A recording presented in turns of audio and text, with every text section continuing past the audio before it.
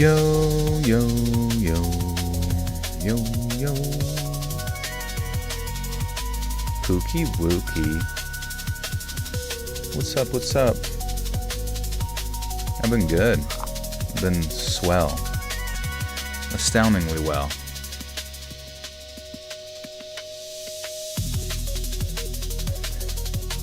Never touch a dog's red rocket. Never touch a dog's red rocket. Oh, Jesus Christ, dude. I love the internet, man. That's so fucking funny. Yo, I've been watching this since I've been 10. Just bought my first home. That's crazy. And you just turned 11. That is insane, though. Since you were 10, what? And you bought your first home. You did that pretty fast, I guess, if it's, I imagine, been like 10 years.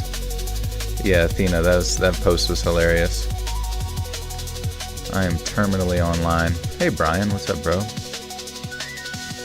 How is everybody doing? Good to see you. Hope your night is going well.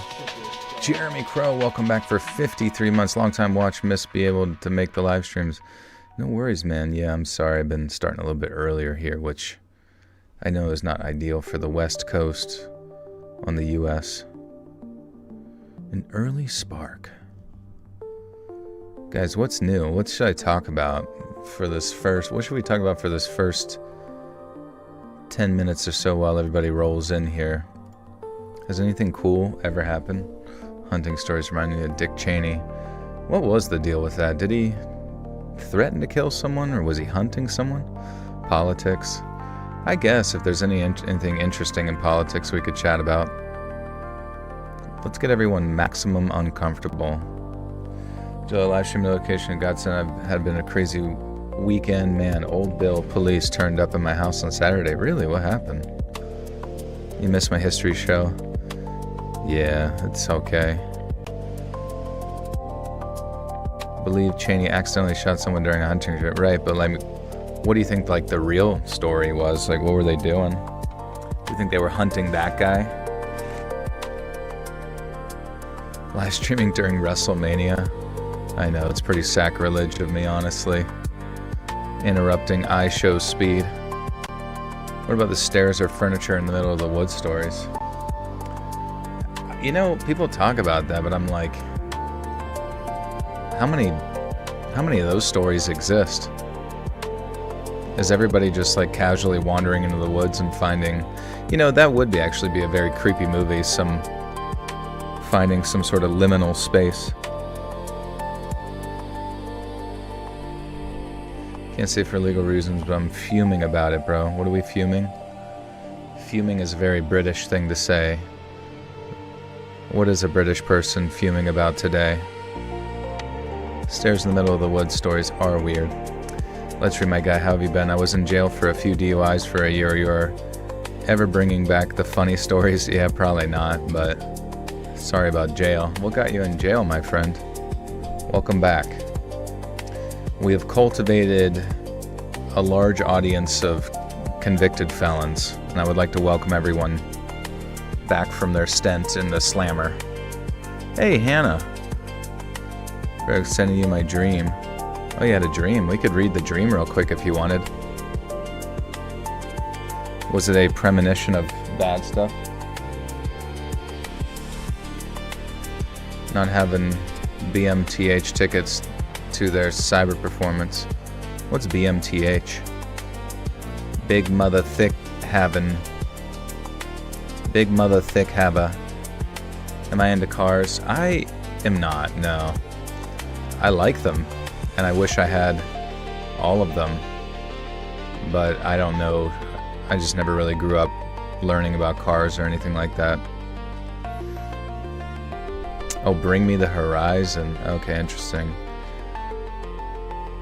I honestly don't know if I could name a single song of theirs. What's my daily driver? I've had the same car for like 13 years. Since I leased it in 2013 and then bought it. And honestly, it's just, it gets the job done and I like it, and there's really no issues with it ever. So it's pretty sick nasty. I should probably buy something. Joel, when the police turned up at my house yesterday, I got hella worried thinking that they turned up because I compared Netanyahu to a certain Australian painter. Wouldn't that be something?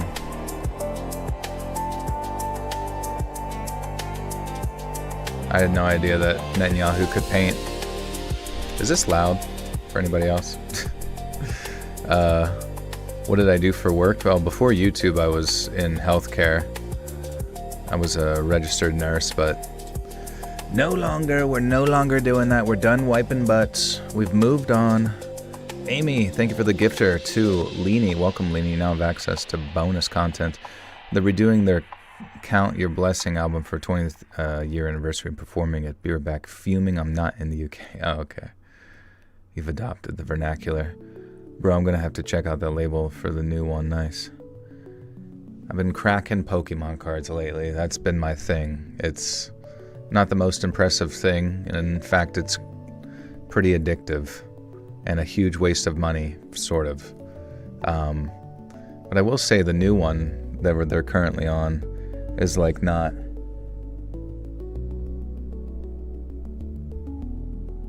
Oh, Hannah sent the dream. Hannah, can I read your dream?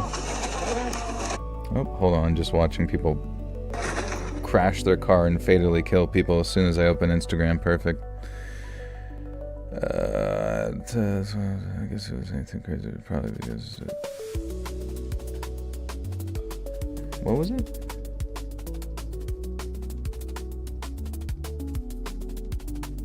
Oh, that's funny.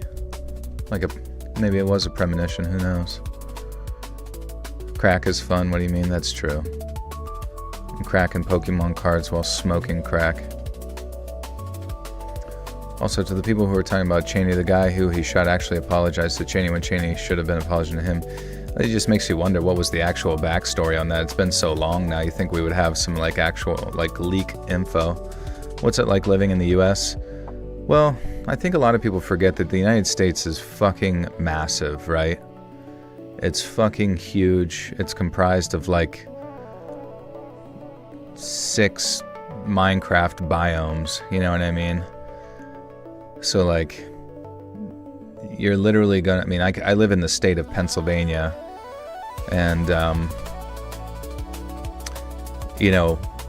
what somebody who lives in a rural area of Pennsylvania is going to experience versus someone who lives in a city that's hours away from them or whatever, or someone who lives in the suburbs. It's just wildly different. But where I live, there's no crime, which is great. Not a big fan of having crime done, which is awesome. People seem to look out for each other pretty nicely, which is great. What was for dinner? I actually fasted today. I don't know. My body kept telling me to fast, and I legitimately have not done it. NYC is fun though when you're avoiding getting stabbed. Yeah, I've been to NYC a few times, and I think it'd be great to visit and that kind of thing. I just don't. It's just not my thing, you know what I mean? I just couldn't imagine being there. But that's the thing is I couldn't imagine, but I'm sure some people couldn't imagine themselves living there. You barely even see crime in the U.S. It just depends on where you're at, right? So all the crime is concentrated wherever, in the cities and low-income areas and all that kind of stuff. Can we talk to each other? Yeah, you guys can say whatever you want to each other. I don't mind, as long as you don't be weird. What's up, Let's Readers? It's really, you have to be born here mindset. Yeah, and yeah, when it comes to the United States, it's, yeah, literally, life is different in Florida, different in Nevada, different in Seattle, different in whatever. People always wonder why we don't have, these intricate mass transit systems to get from, state to state, and it's well, whereas, the European countries, right, Germany, France, all that kind of stuff, they have to kind of create their own internal... they have to create their own internal transit systems that are efficient for their people, so it can, and a lot of their countries are the size of our states, so it all makes sense. Whereas here in the United States, it's a cohesive system where, oh, you want to get, steel, you go over here. Oh, you want to get this product, you go over here. And so the systems necessary for transit within like states is just like not as comprehensive, I guess you could say. It's all very, very spread out. Hey, do you still need the Delabra blueprint, Safekeeper Augment blueprint? Well, I connected with someone to give me the Osprey one blueprint, and we added each other, but I feel bad because like I haven't really necessarily been on Arc Raiders that much, and they're in like a different time zone, so I haven't been able to connect with them. I'll be honest with you, like I've been kind of like down on Arc Raiders a lot lately. Like, I just don't know what to do in that. That's why like I made the mind and made it up in my head to get like the sniper rifle and just like grief people. That's literally the only thing I could think to do.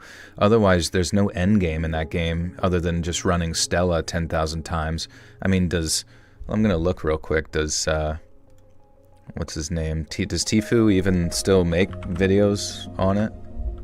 I know he was kind of like one of the content creators that sort of, I mean, it's been 12 days, so the guy probably just like has no fucking desire to play that game at all, and I feel like that's how a lot of people are starting to feel, and that's fine. I just don't know if they ever anticipated to get that big. Joe, I heard your story about Bobby Cummins. My dad spent some time in prison with Mr. Cummins, Bobby, and Reggie Cray, each one half of some garden shears under their bed in case any new inmates got brave. Yikes. Was that on Saturn Soul?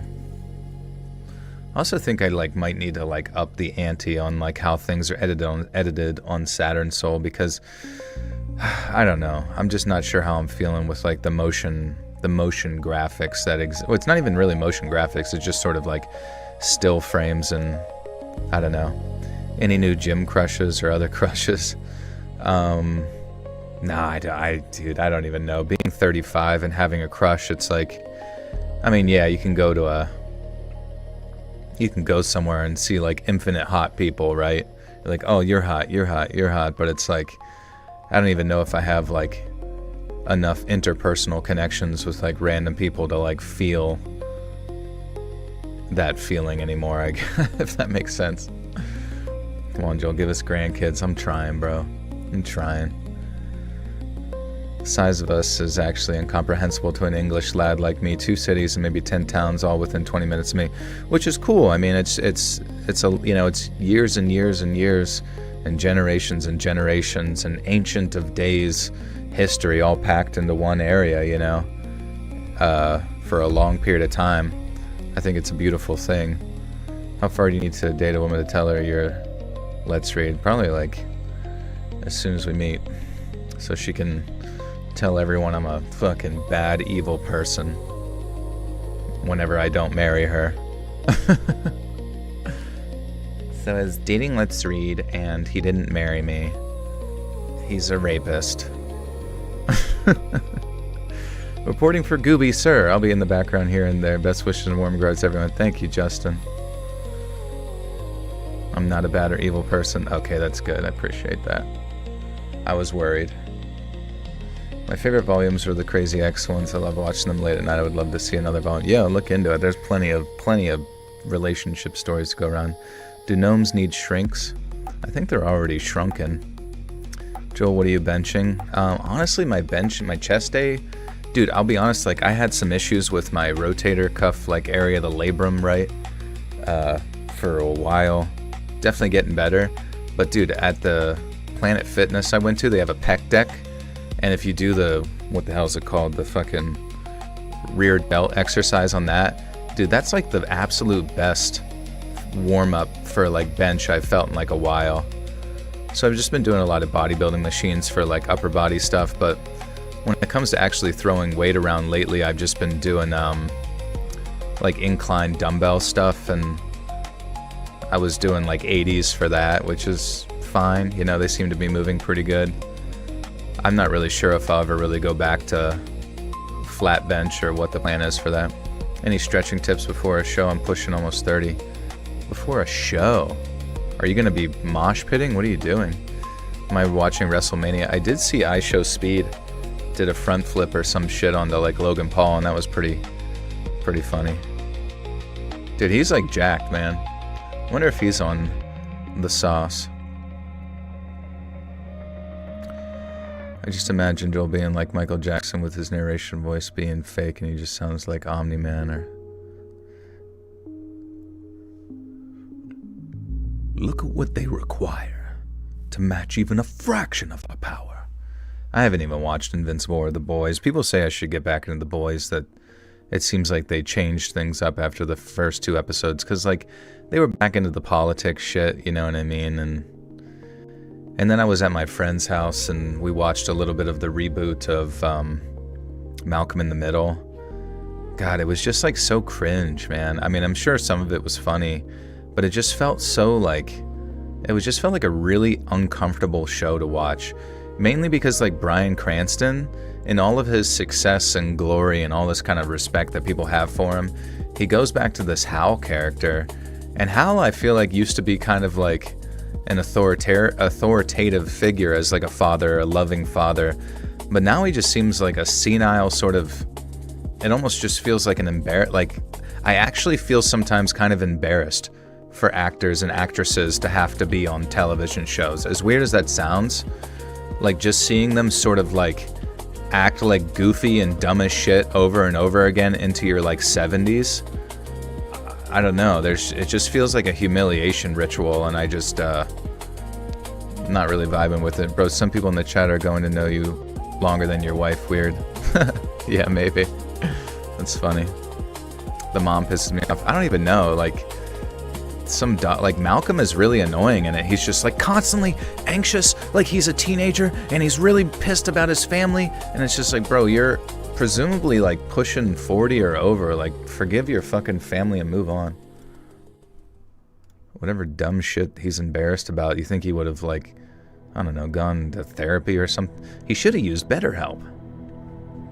Sometimes I wonder how much I can lift in high school football. I was lifting 200 plus. I have a bench in my kitchen, but I only have 120 on it. Oh, that's all good, dude. You just need to get on a program and just stick with a program. You'll push your body to wherever it can go. Jill, please do not read The Boys comic book. The show is tame compared to the comic book. I think DC canceled after 6 issues. That's how messed it up it was. It got picked up by another company. Interesting. Don't read it because it's bad. Hey, Lucy. Joe, you're never gonna get married. You're breaking my mother's heart, boss. You're breaking my mother's heart. Yeah, man, I don't even know I don't know. Something's wrong with me, man. Everywhere I look, I just see, like, failed relationship, fail. You know what I mean? Like, and everybody's just, like, miserable. Like, I like casually met with, like, my one friend and his girlfriend. I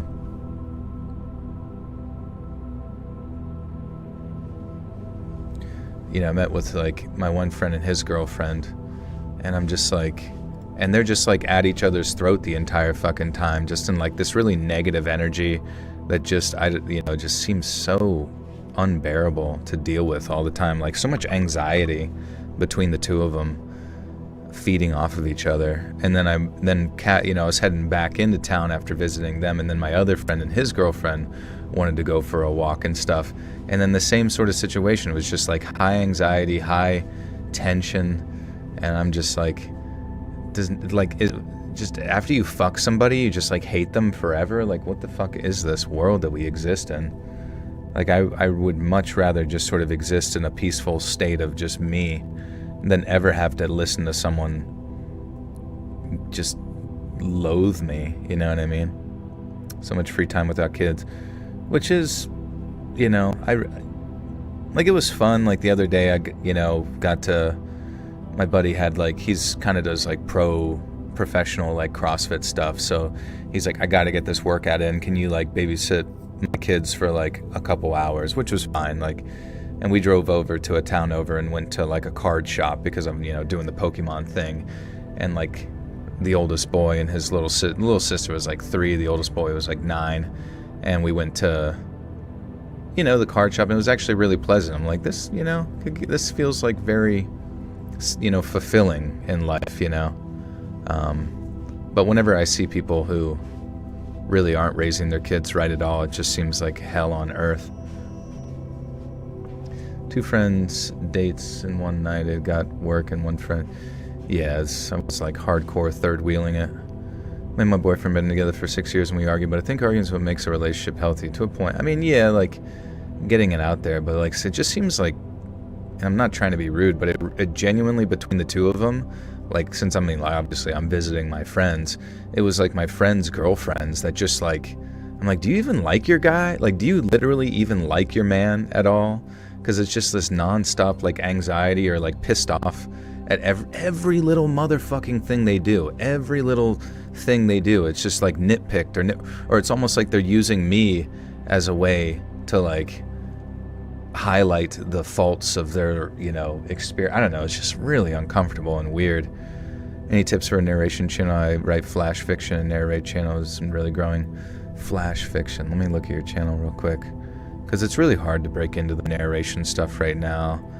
Just a quick chat by Jonathan Wilson. Egg hunt by. I mean, that's the thing with like titles like this, right? I mean, like if you were just like a random person, you know what I mean? If you're a random person looking at like a YouTube video that pops up recommended, right? If I saw Egg Hunt by Jonathan Lee Wilson, you know what I mean? Like, it's not going to make me want to click. So you kind of have to like think, what would get someone to like, this story tells the tale of, you know what I mean? It almost has to be like clickbaity. It has to like get to the point in the title and then stick with it as they continue to listen. I'm just realizing now they rebooted Malcolm in the Middle. What is any good? Probably not the way you're talking. Yeah, I mean, it's, some people like it more than I would probably.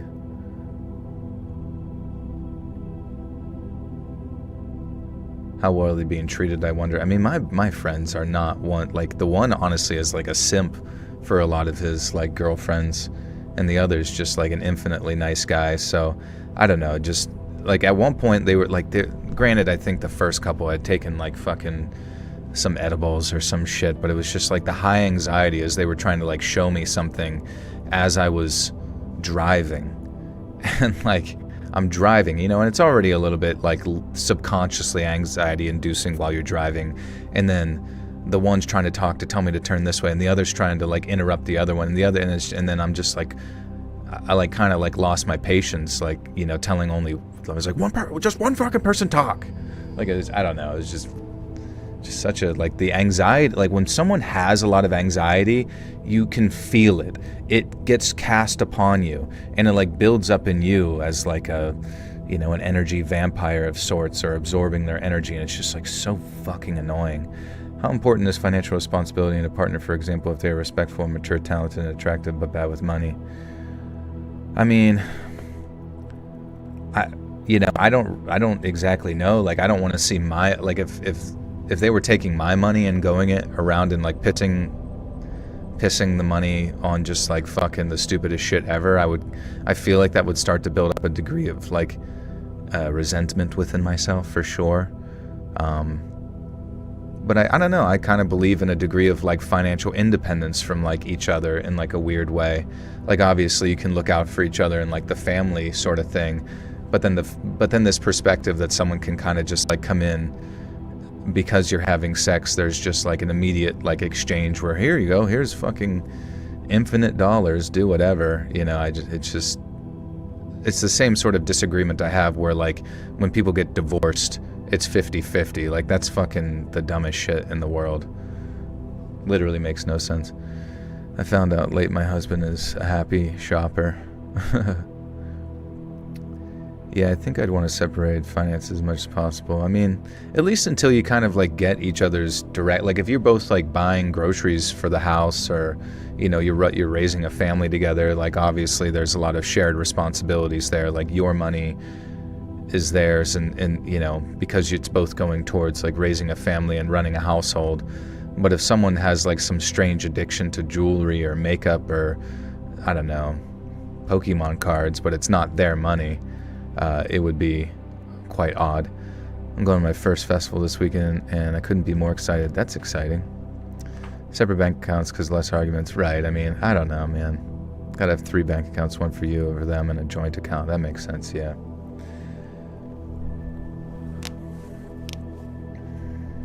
Anyways, we got hunting stories tonight, guys. It's going to be sick nasty. We're going to be hunting down eggs for Easter.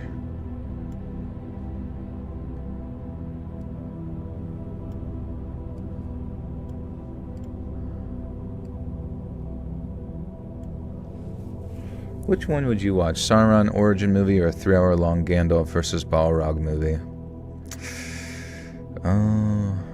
They both sound pretty cool. If they didn't fuck up the origin movie like the Rings of Power, then I might watch that if it was interesting. If they really genuinely stuck to the Silmarillion or whatever. Could you please tell my beautiful lady that she has a stinky poopy dookie head? Her name is Billy, many thanks. Billy? I can smell you from here, babe. Just kidding. Going through hellish relationships helps you truly appreciate a good one. That's true, yeah. Any advice for someone who narrates scary stories? Yeah, I mean, earlier we were looking at tale teller. You know, it's like, I don't know, in the modern era, it's like you basically just have to like title your videos. Like, I've seen like people who do 4chan, it's like the time that 4chan figured out how to time travel, right?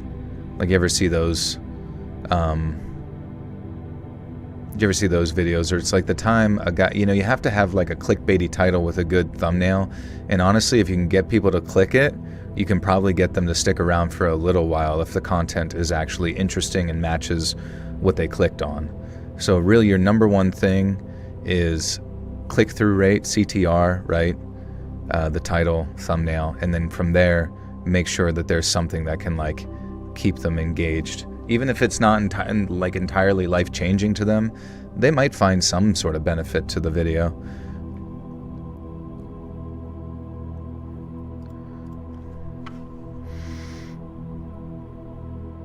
I've been an employee of the Arkansas Game and Fish Commission for almost 10 years now, and while I love my job, it's hard going sometimes.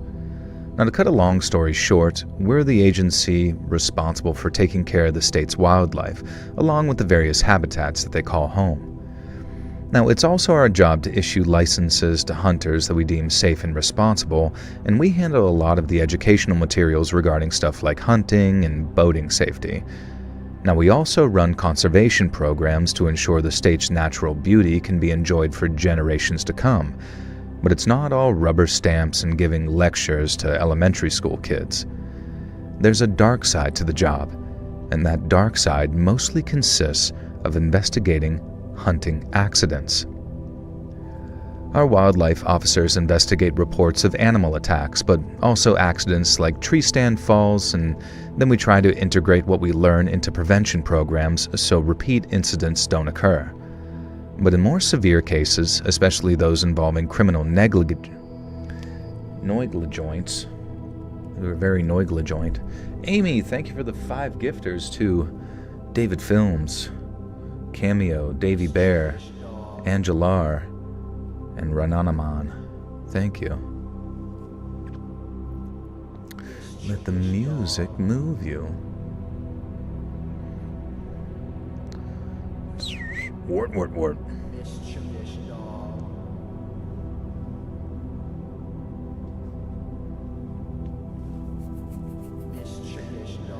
How many girls am I talking to? I'm only talking to Sakuno, my e-boyfriend. He says he's single.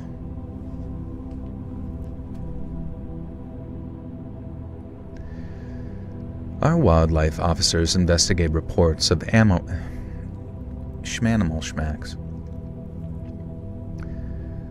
Our wildlife officers investigate reports of animal attacks, but also accidents like tree stand falls, and then we try to integrate what we learn into prevention programs so repeat incidents don't occur.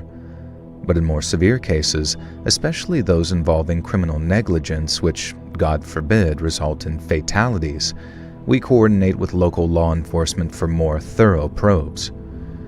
Now, I've been unfortunate enough to have been involved in about 24 investigations of that nature, and each and every one of them involving serious injury or loss of life were both physically and mentally challenging. But there's only one such incident that manages to send shivers down my spine, even all these years later, and it's this one. Just over 6 years ago, we got a call one day from the Marion County Sheriff's Department saying that there had been a real nasty hunting accident up near a place called Yellville. Accidents are rare, so we were shocked just to get a call like that, but once we heard the details, we just about had to pick up our damn jaws off the floor afterwards. Apparently, there had been 2 hunters out in the woods, and they'd been stalking this old buck for hours and hours. They'd noticed it had been acting a little funny while they'd been trailing it, but nothing too out of the ordinary, so they kept on its tail till they had themselves a decent shot. Now, one of the hunters lines up his sights, takes his shot, and the buck goes down. But then instead of walking straight over there to take their pictures and haul it away, they stopped, watched, and waited. You see, hunters can't just walk up to their kills after they go down because sometimes the deer is just stunned and can wake up and choose violence as soon as the hunters start poking and prodding around. Now, our safety briefs advise folks to wait at least 20 to 30 minutes depending on the size of the zaza.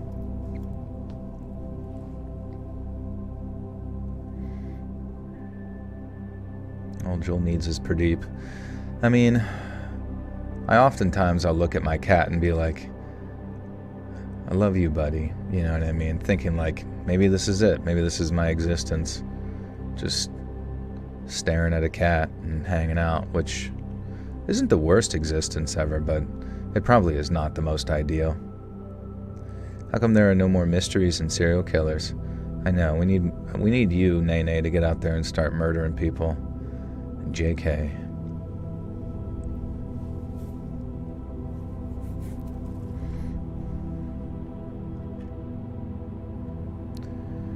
Is the stream looping? Yeah, the video is, at least. The audio shouldn't be. I mean, obviously if you're hearing it, it's not.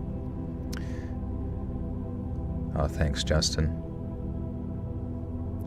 What have you been up to, Justin? You said you're in San Francisco collecting poop needles or something? Going around all of town. Do-do-do-do-do-do. Do-do-do-do-do-do-do. Should do a video of unidentified serial killers. That'd be a good one. I could look into. You dropped a song and collected many a poo poker. Wait, do you do music, Justin? Wart, wart, wart. I already said the wart, wart, wart. We can stop now. JB. Oh my god. Justin Ballas, the song. We gotta listen to this shit, guys. You ready? We're not gonna ask. Oh, fuck. Am I a serial killer? Do I feel bad about it? I do. I'm always crying afterwards. What the fuck, Justin? What is this? Okay. Hell yeah. It's okay, man. You'll get used to listening to yourself. Oh, damn, dude. What the fuck? Since when is he a musician? I love it, bro. Mon Blue loves it too. You guys are besties.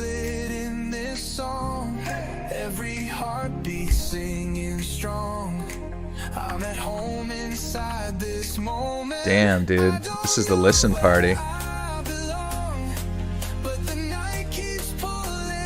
Oh, we got the lyrics here. Get ready for the drop, ladies and gentlemen. The pants are about to come off. Fuck yeah. I'm like Stewie. I'm like Stewie in the gay nightclub right now. Shirts off. So what do you do for fun? I'm unreasonably happy about the fact that there is more sourdough in the freezer and I'm not about to run out.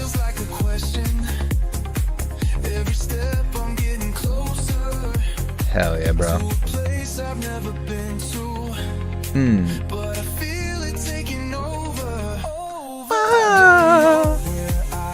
Dude, that rocks, Justin. Thank you for allowing us to share that.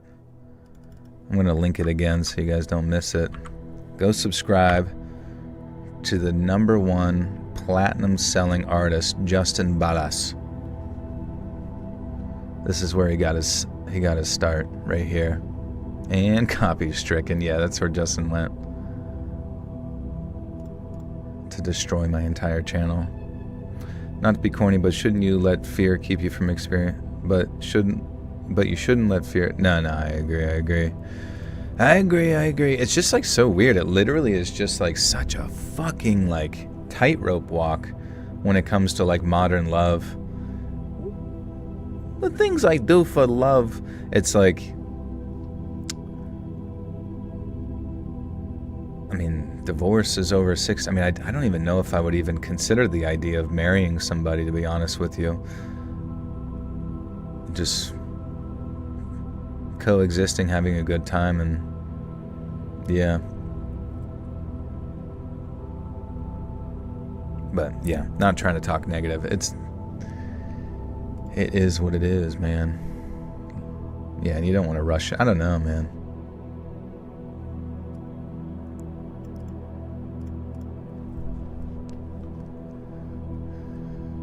Our safety briefs advise folks to wait at least 20 to 30 minutes, depending on the size of the animal and where the shot landed.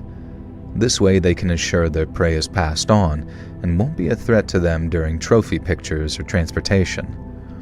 Our 2 hunters up near Yellville weren't cowboys either, so I believe them when they said that they waited for the full 30 before approaching their kill. And then after standing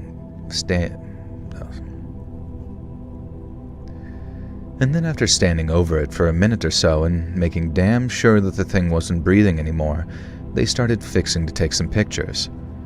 And then no sooner had one of the hunters... God damn it. I've been in maybe 5 relationships now. Every one of them except one has been a case of 2 incompatible people, and it's been rough.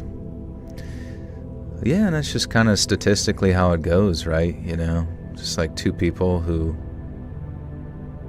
just don't, and I guess it's better to find that out early before you're like intertwined with your finances and the creation of a child and all this kind of this rigmarolington. Honestly, I think having a wedding sounds like the most stressful thing ever. If I did get married, I'd probably just elope and have a cat. There's the ring bearer. I don't know.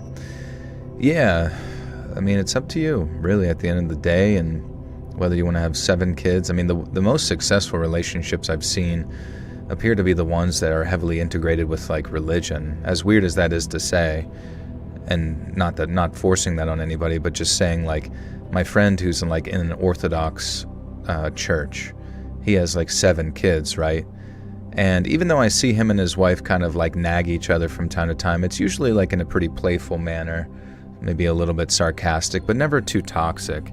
And all of his kids are like absolutely brilliant and happy, and just and then they kind of organize their life and their routine heavily around like the extracurriculars that the kids do, their schooling, and then the church, so I don't know. And I feel like there's a certain degree of like, you stick together for those spiritual purposes, but then it kind of gives you a long-term perspective.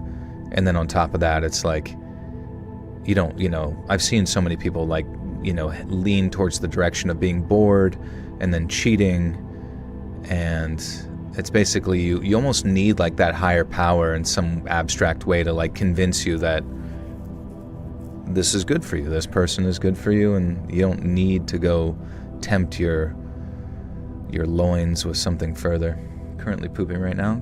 Perfect. Majority of marriages in my family were deeply unhealthy, and it is rather off-putting, which is totally fair. Totes, my goats, fair. Neither of us were looking that night, yet we came together. I work as a flight attendant, so I'm gone 2 weeks out of the month, but I also the kind of person who likes to move around a lot. Yeah, I imagine. That's pretty cool, though. Must never fight a naked man because he has nothing left to lose, or so I've been told. Yeah, you gotta be careful. There was a Russian serial killer who'd killed by strangling women with a tie that matched the color of their socks. It's very hyper-specific.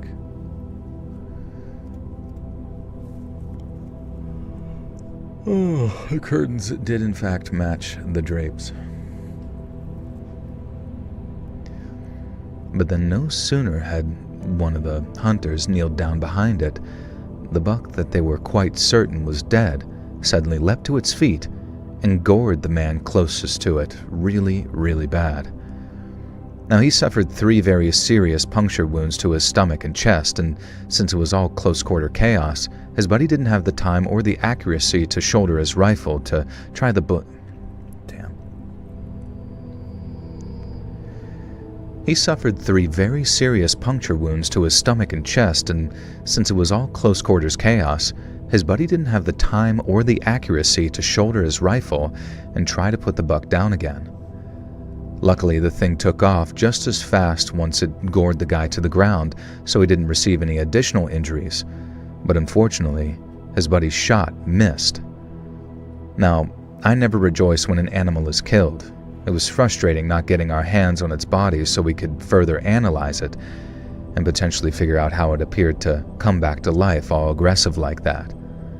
A lot of figuring out what's wrong with flora or fauna ends up in a lab, so no samples were...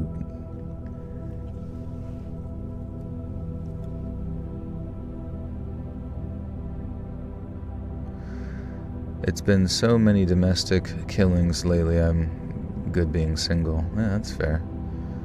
Yeah, fuck all that shit. What if he didn't have the tie to match the socks? Would he let them go? I would hope so. He'd have the courtesy. The courtesy. A lot of figuring out what's going on with flora or fauna ends up in a lab, so no samples meant no answers. But the most important thing was that our wounded hunter was airlifted to a hospital where the doctors managed to save his life. Now, some said it was nothing short of a miracle considering the damage that Buck's antlers... I fucking suck, god damn it. Now, some said it was nothing short of a miracle considering the damage that Buck's antlers had done. But if you notice, folks never seem to question the miracles. It's always the mysteries that keep them up at night. And the mystery in this case was how in the world that buck had jumped to its feet after 2 experienced hunters were so sure that it was dead. Now, after we talked with the wounded hunter and his partner, I was one of the wildlife officers dispatched to the scene. It was eerie as all heck out there, just knowing that we were in a place where something like that had happened. But since the buck in question was already shot, we figured it'd only be a matter of time before we found it laid out somewhere, dead as a doornail. But we searched for hours, up and down in every direction, and we didn't find so much as a pile of poop. And that didn't make a lick of sense. Now, our wounded hunter said that his aim was good, and he put a bullet through both that buck's lungs. But if that was the case, now we should have found it dead within less than a mile of the incident site. Now, by the end of our search, me and the other wildlife officers had ourselves a really bad case of the willies, wondering how in the world the supposedly dead buck had the strength to inflict such damage to our hunter and then run off without keeling over.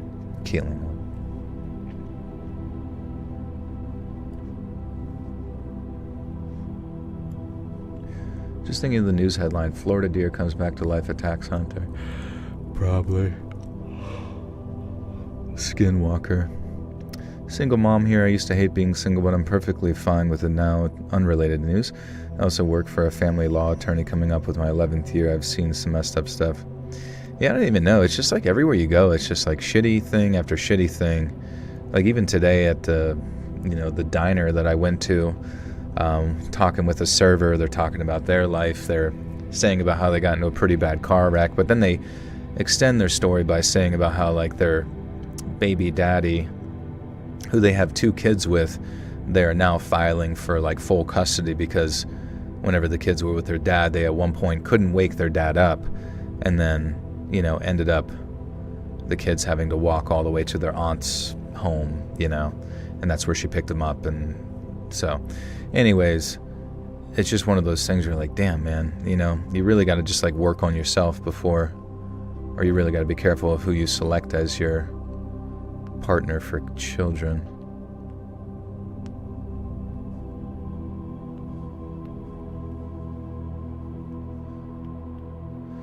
How do you get into that convo with a server? Some servers are just like quite willing to share their entire existence, and also being somewhat familiar with them. It's not like it's a new place.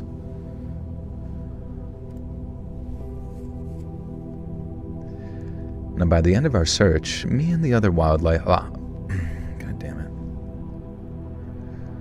Now, by the end of our search, me and the other wildlife officers had ourselves a really bad case of the willies, wondering how in the world the supposedly dead buck had the strength to inflict such damage to our hunter and then ran off without keeling over after only a couple of steps.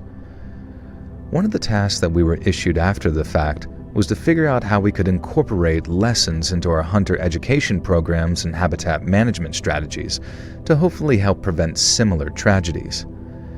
But when it came to it, I had no idea what in the hell I was going to write. The hunters did exactly what we asked in terms of giving their prey a wide berth for a while before heading out. Oh damn, I was kind of thinking there would be a guy, shot a guy, but I guess not. The willies? He gave me a big willy style. Been single for 4 years, not in a hurry. I'm very selective, I guess. Yeah, it's totally fine. Joe, do you know when Skyrim 2 comes out? Well, I guess they're working on Elder Scrolls 6, right?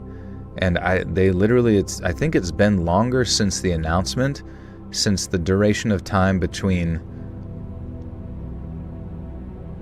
the announcement and the release of Skyrim itself.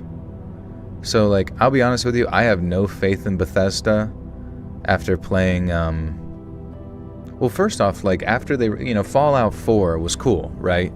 Fallout 4 came out, it was using the engine of the Skyrim engine, and it was a cool, like, pretty new game on their relatively cool engine that they've had.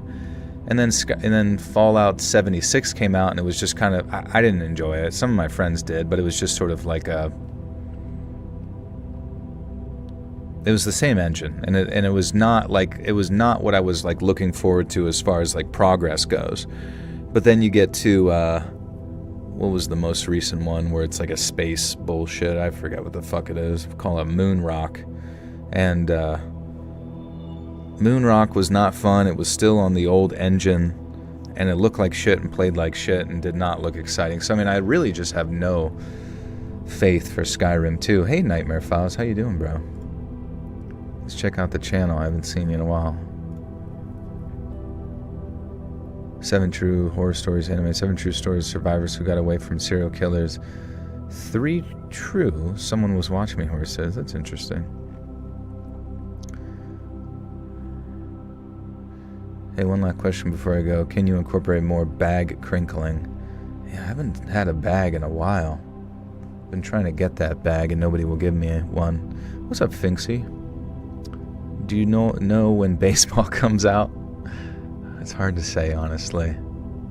Probably once after GTA 6. Maybe they'll just release baseball in GTA 6.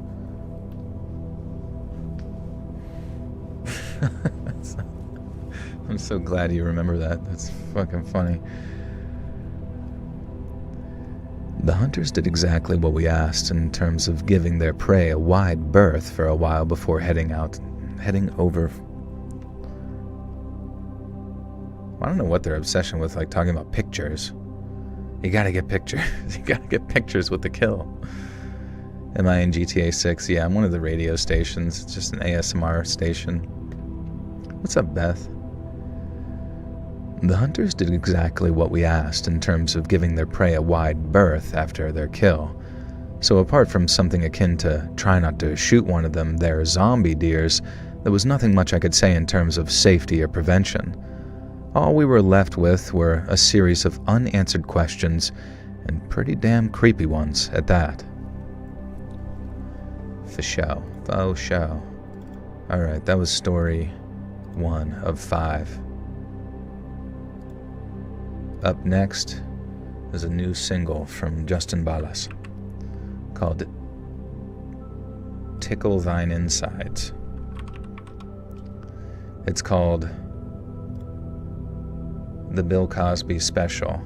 And then in parentheses it says, have a drink.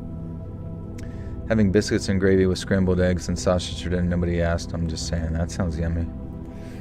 I was doing a Ouija board with friends after 30 minutes when I heard music. I even got it on video every time I watch it. Oh, like you heard random music? Huh. Interesting. Ugh. Baking banana bread. Let's go, bro. We got a wild night tonight. What's up, Timmy? Too turnt. Getting turned up. I grew up in a little town in Barber County, West Virginia during the late 50s and early 60s. Now, it was a lot like you might expect. really poor, very family-oriented, and lots of Jesus Christ. There were a lot of backyard vegetable patches, people made a lot of homemade wine and liquor, and if you couldn't afford to put meat on the table, well, you went out and hunted it for yourself. I know of certain college towns that are crazy over football, but around here in Bellington and Alston, hunting was very much the local pastime. Now, I guess it carried on from the Great Depression, and it was very much a rite of passage for young men like myself to head out with their paws and grandpas and try to bag a deer. We learned hunting safety as early as elementary school and how you never went out into the woods during hunting season without blazing orange somewhere on your uppers. Now, we were also raised to have respect for the men who put their bodies on the line to feed their families and neighbors, because Lord knows you get a heck of a lot of meat out of a full-grown deer. And so when 2 hunters from around Bellington went missing back when I was 12, I remember it being a really big deal. My dad joined one of the search parties, then went out looking for the 2 missing men, who turned out to be 2 regular hunting partners named Mo and Larry. Now, they used to get called the 2 Stooges on account of them lacking a curly, but no one made that joke after they disappeared. And after that, it was just poor Mo and Larry, or those missing hunters. Working with local cops, men from all over Barber County mounted 3 different search attempts, each one combing over the wooded hills near a place called Stringtown. Now, not a single trace of either hunter was ever found. We used to pray for them every Sunday in church, pray that they return home in safe. Sarah, thank you for the 2, says, ever had Hertz Donuts? Yeah, it's a real donut shop. I haven't, no. Have you even read a Stephen King book? I've read as far as I can in some of them, and then I end up just giving up. But they usually go on and on and on. It's a good time to request a pay raise. Yes, we're gonna quadruple your pay, I think, today. Just you, though. Just so all the other moderators can be resentful. I have a cookbook of Elder Scrolls recipes, and it has the sweet roll. I need to make bread. Oh, damn, that does sound good. My mom makes zucchini bread, and it's good, but I've not tried making it myself. Something about it sketches me out.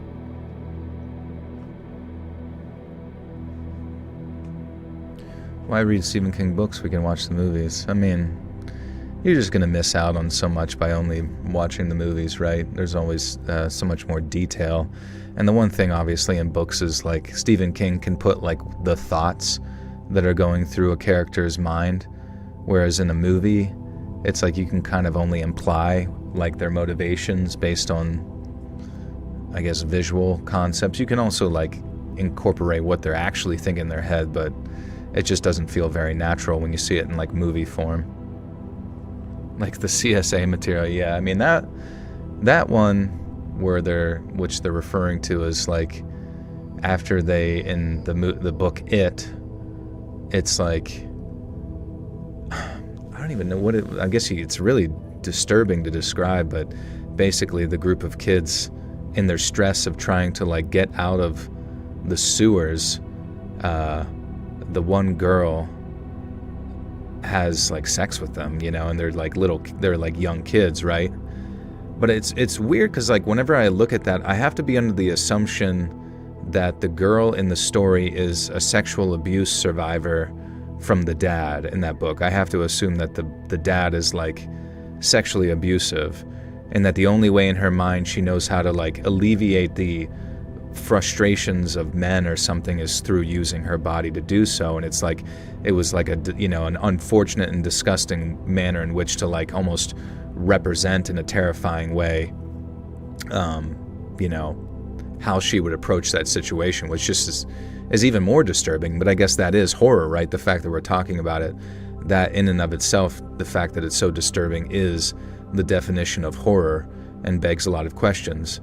But it does kind of, I don't know, has Stephen King ever given, like, a direct response as to exactly why he included that scene in his book? And I guess in a weird way, does he need to?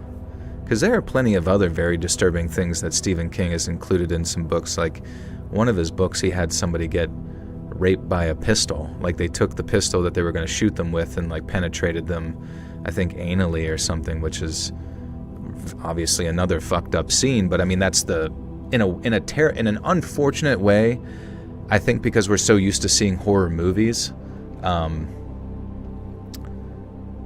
like, books can go well and above and beyond in their level of disturbing factor, right?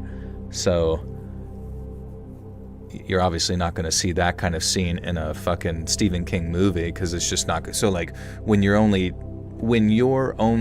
definition of what is considered horror is that which you see in, like, movies, it can always get more darker, right? And I think that was, like, his goal, I guess, as a writer, and I'm just speculating, to be as fucked up as possible, right?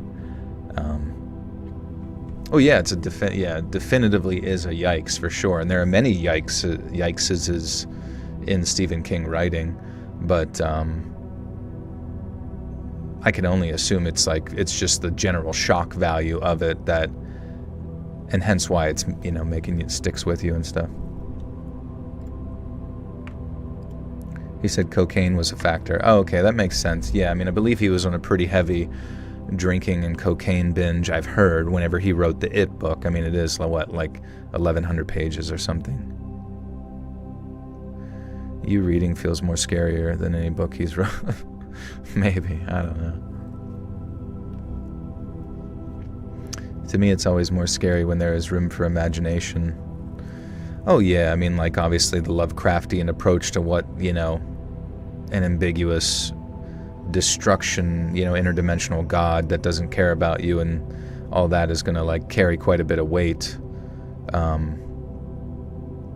But yeah, maybe sometimes the disturbing part is, like, forcing your imagination to go to those, like, most horrifying elements. Would I as a horror writer ever have the bravery, I guess you could say, or, like, the cojones to write something that fucked up? Probably not, because of the, you know, the response that you would probably get from other people would just be, like, you know, beyond fucked. L take. What's the L take, and what part was L taking? Joel has the dread note in his voice. Adds the power of the stories. It's genetic and unattainable. Don't even try. It's the only one who can do it. Respect. Dread. I'm here to tell you about your imminent dread.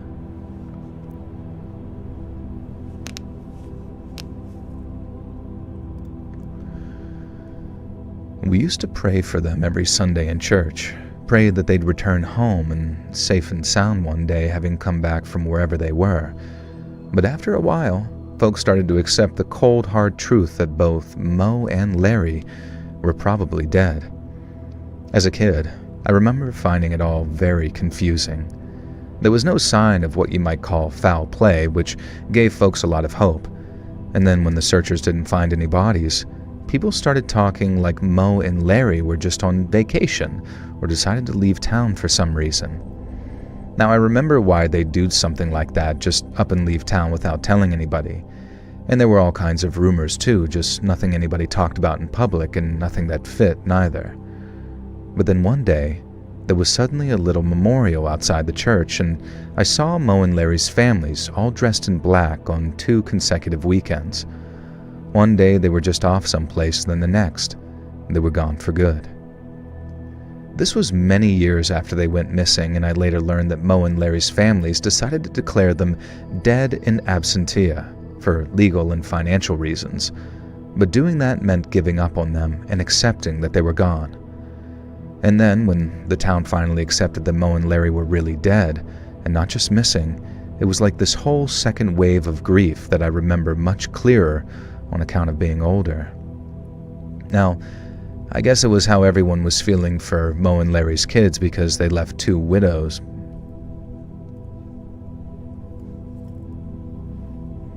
R.L. Stein all the way. Yeah, now he was a true spookster. Joel has the... Yes, I read that. Sorry.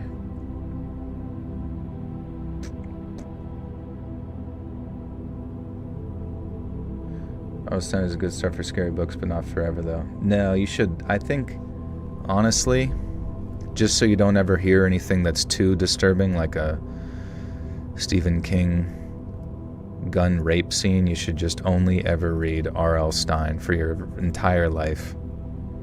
You should just read about spooky masks and scary worm monsters in the lake, and that's it. Remember you were talking about energy drink a while back. What's your current go-to? Oh yeah, I stopped drinking them because I think that they were having a negative effect on my liver, so I just fucking stopped. Joel, did you eat my brothers and sisters, the other mods? I must have. You are literally the only one here right now. It seems like Hannah was here. Oh no, there's Lynn. Linda. Slappy, yeah. We're only going to read stories about Slappy the doll. But if Slappy the doll is not giving someone's butthole splinters, then what the fuck was the point of writing about him? I stopped drinking energy drinks when my heart beat weird. Yeah, you gotta be careful with the arrhythmia stuff. You really never know when you might have a really negative reaction that results in sudden explosion.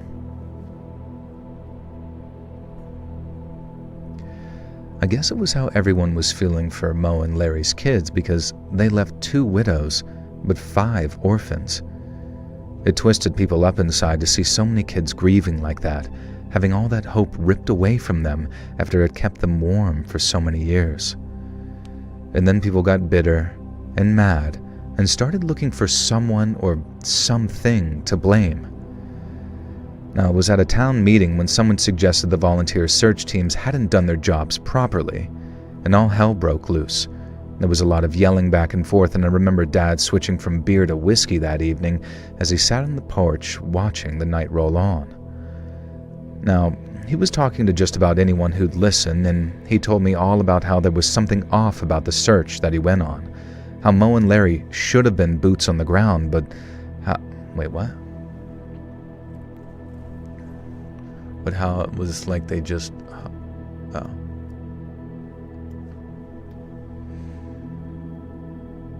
The Fear Street series. Oh, I'm not familiar. Honestly, good for you, man. I work in the kitchen, so they're my crutch. Coffee doesn't do it for me anymore. Yeah, I mean, there was absentia. Oh, is it actually absentia? I swear I've heard it elsewhere as absentia, but I could be completely off. I tend to get heart palpitations if I'm all dehydrated. It's so weird. Well, I mean, when you're dehydrated, it's like your electrolytes that are missing, right? And you can be so severely dehydrated that, like, okay, sorry. So basically your electrolytes within your system is also what determines the electrical conductivity of your heart, right?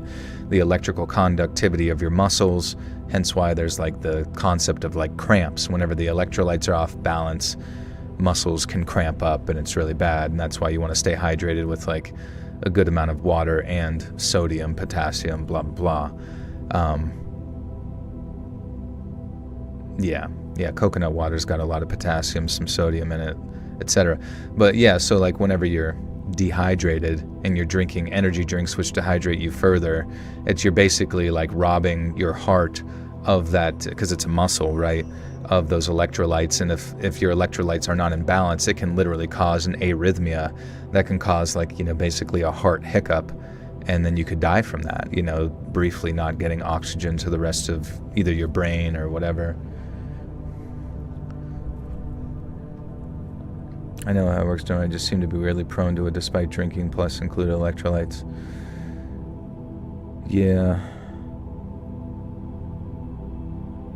Yeah, I don't know. I had to stop once I had like a gallbladder issue. I had like a scare with like a gallbladder, and I just did like everything to like undo whatever was going on.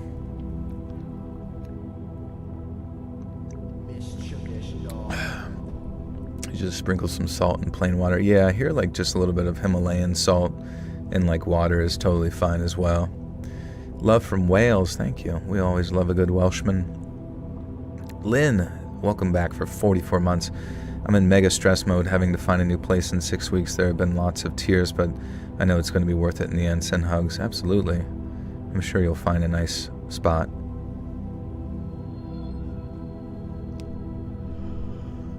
Okay.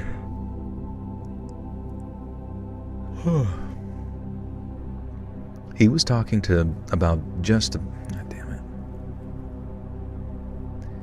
He was talking to just about anyone who'd listen, and he told me all about how there was something off about how the search went on. How Mo and Larry should have been boots on the ground, but how it was just like they just hopped in a truck and took off somewhere. Now that wasn't out of the question, but the issue of why bothered some more than others. Some of those nasty rumors I mentioned involved Mo and Larry battling for the other team, so to speak. Oh, batting for the... Some of those nasty rumors I mentioned involved Mo and Larry... God damn it, dude. What is wrong with my brain? I guess I am fasted, so it's kind of fucking sucks, but whatever. Some of those nasty rumors I mentioned involved Mo and Larry batting for the other team, so to speak. Meaning, some treated the disappearance like it was radioactive and didn't want to touch it. But then other folks, my dad included, had a way more frightening idea. One that involved poor Mo and Larry being forced into said truck against their will, as in, at gunpoint. According to my dad, all liquored up on the porch that night, there was no way in hell either man would just abandon their wives and kids like that, not without at least a note on the kitchen table. And if they'd been murdered out there, there'd be some shred of evidence to prove that they weren't all in one piece, but in a scrap of clothing or... be it as... God damn it, man.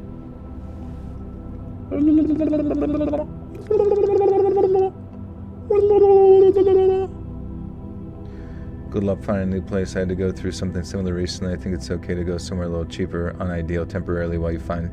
Yeah. That wouldn't be terrible.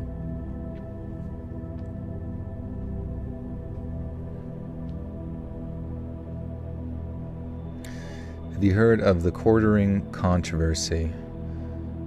No, should we get all into drama real quick? The quartering.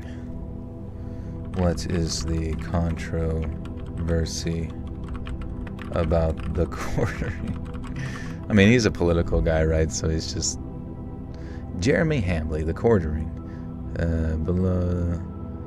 Magic the Gathering harassment. What is it? I'm a similar spot looking to buy a house soon, move into a less expensive apartment for now. That's good. Where's Stoic at? I don't see him. Hambley originally became well known in the Magic Gathering community. He ran a channel called Unsleeved Media, focused on the MTG. In 2017, he was banned from Magic the Gathering events by Wizards of the Coast. The ban came after accusations that he targeted and harassed a female cosplayer and repeatedly encouraged criticism of her online. Wizards said his behavior created a hostile environment. Okay.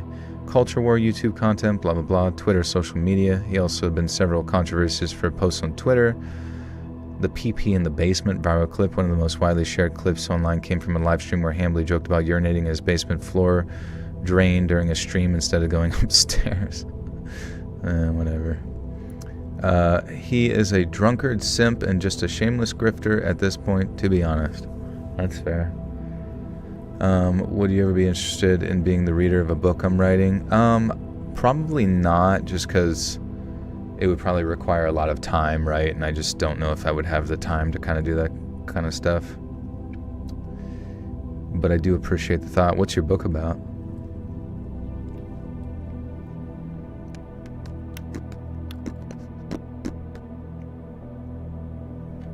Oh, yeah, I don't know. Let's see. I mean, I don't know. Anything recent? We gotta really dig into it here.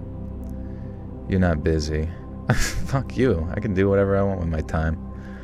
I wish I could freeze time so I could take a long nap and not lose an entire day. The quartering guy shut down Kino Casino. Everybody of that political genre and YouTube hates him. They found out he was lying about hiring people for his coffee company. 2 of your videos gave me nightmares when I knocked out a few hours ago. I'm sorry about that. Wait, what is it? Let's see. Oh, here it is. Sorry. Feud with Kino Casino stream. The biggest recent drama in fight between Hambley and a live stream called Kino Casino, run by commentary streamers Andy Worski and others. Dude, others is my favorite YouTuber. What happened? According to commentary communities, Kino Casino criticized Hambley heavily and dug into personal allegations about his life and business dealings. Hamley reportedly flagged or reported their content, which led to one of their clip channels getting taken down. This triggered a big back and forth online with accusations that he tried to deplatform critics. People on both sides accused the other of harassment, trying to get channels removed, spreading personal rumors. Criticism for rage bait style content. He also still criticized for a style of making multiple commentary videos per day, attacking critics on media figures, encouraging audience backlash towards people he covers. Blah, blah, blah, blah, blah. I don't know, man. I don't give a... I mean, if I was familiar, maybe I would care, but I don't know, dude. Literally, a YouTuber could just, like... Guys, let's invent a YouTuber right now. Let's do it. Okay, here we go. We're gonna invent a YouTuber. First off, what's the YouTuber's main focus? Like, what do they do? Are they a video essay channel? Are they Minecraft YouTuber? Are they let's get some ideas pumping. What do they make? Let's Players, Grifter, Earthquake opened a crack in a small town and people are getting possessed. Very detail and gore. Oh, that sounds interesting. I could see it being like a manga. Brain rot YouTuber. Have you ever read any human hunting stories, as in secret societies who hunt humans? Those types of groups actually exist, which makes the story so freaky. Yeah, I heard that's what Melania Trump had to do, or something like that, when she met Donald. Donald had his rifle he had the bead placed right on her forehead, and she said, "No, don't do it." And Donald, at that moment, he said, "I gotta marry this little girl." Horrors? Okay, yeah. Horror story reader, maybe? Alright, anyways. Just think of the worst possible thing that anybody could do, and I'm just like, I don't have the energy to care. I feel bad. Like, it's like, I'll be like, Jesus Christ, dude. And then, like, at that point, I'm like, alright, anyways, if the police aren't involved, it is what it is. By the love of witness in progress, you're recording for the first time. Couldn't sleep and did what I always do, listen to your podcast. Thanks for making insomnia less trouble for me. Hugh, hug from Germany. Guten Tag. How long do you think the old Trumper has? Well, I don't know. Even if he dies in office, they just make a clone, right? Because I think they can clone people, so they'll just make a clone to maintain whatever narrative is necessary to sort of progress. I think one of the this to me seems like one of the weirdest things of his administrations, and you guys might remember, this is the conspiracy Joel coming out here, but you guys might remember early into his, it was the Butler thing, whenever people got shot in Butler, Pennsylvania, and he got shot in the ear supposedly or whatever by a guy that was also in like a BlackRock commercial, which was kind of strange. And then whenever the FBI went to their house, all of his stuff was gone, and like they scrubbed the spoons. It was like very, very weird. But anyways, if you remember, he was being interviewed in the Oval Office, and he was saying the weirdest shit I had ever heard, where he was like, if it was Iran that had killed me, just know that I actually left a note. I actually put like a note in my desk that says, in the contingency of me getting shot in the head by Iran, I will bring death and destruction to Iran. So, I mean, Joe Biden didn't have a note. He didn't have a plan if he got shot by Iran. And I just thought that was like really telling, where I'm just like, is that the plan? Is that the fucking plan? They're just gonna like actually do the, full-on assassinationo of it, or what, or whether it's staged or not, I don't fucking know. And then that's how they sort of like do the full sort of invade. Maybe, I don't know. There's probably a million ways to like invade Iran that they've got drummed up in their head. Whether it's one of their aircraft carriers getting like false flagged or whatever the fuck they want to do. All world leaders are compromised clones, look like AI. They don't exist the way people think they do. I mean, I wouldn't be surprised at this point, right? I mean, we got so much sick-ass technology. You can take... I mean, imagine if they took the hair from your chinny chin and they use that hair to make an exact face replica of yourself, right? Like they were able to take that and then, you know what I mean? Like any science fiction concept that you have in your mind as to what could possibly occur within this weird reality we call Earth, it's probably possible. Lindsay, thank you for the 10. Love you guys. Love you too, Lindsay. Thank you so much. I don't like any American leaders. They all suck. I mean, it's no worries, man. You're not, if you like any politician, right? It's the same as liking a celebrity. It's like a complete impossibility for them to ever even consider your existence. So to be under the to have the cognitive dissonance to sit there and think that billionaires have corrupted the whole political system, or banking has corrupted the whole political system, or the involvement of money in politics has corrupted it for generation after generation. To have this like sudden and abrupt hope that somehow that politician that's coming up that maybe you identify more with is on your side is like such a level of like inability to recognize patterns that you got to get your brain checked, or you got to like just like ground yourself a little bit. Go outside, take the socks off, walk in clover grass, and just like have Mother Gaia speak the truth into your brain, because it's just not possible. And that's why I don't want to lick envelopes anymore. What if someone clones me and makes the clone murder? People make it, you know? That sounds like an amazing sci-fi novel that you should totally write. But my guy is more swagged out. That's a good point. When are we going to get our first gold chain president and gold grills? Wart.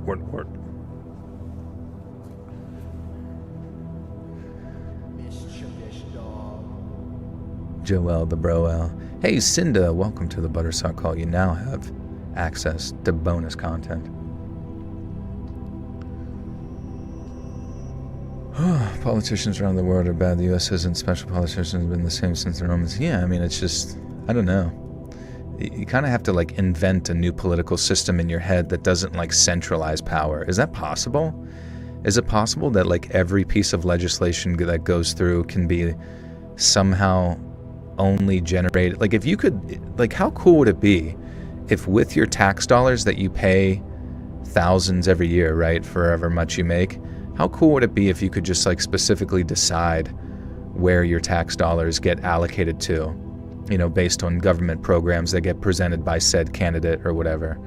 Maybe that's like impossible to enact, but certainly would be a little, it might make you feel a little bit more aware of things and actually be involved. Brando does not have what plants crave. True.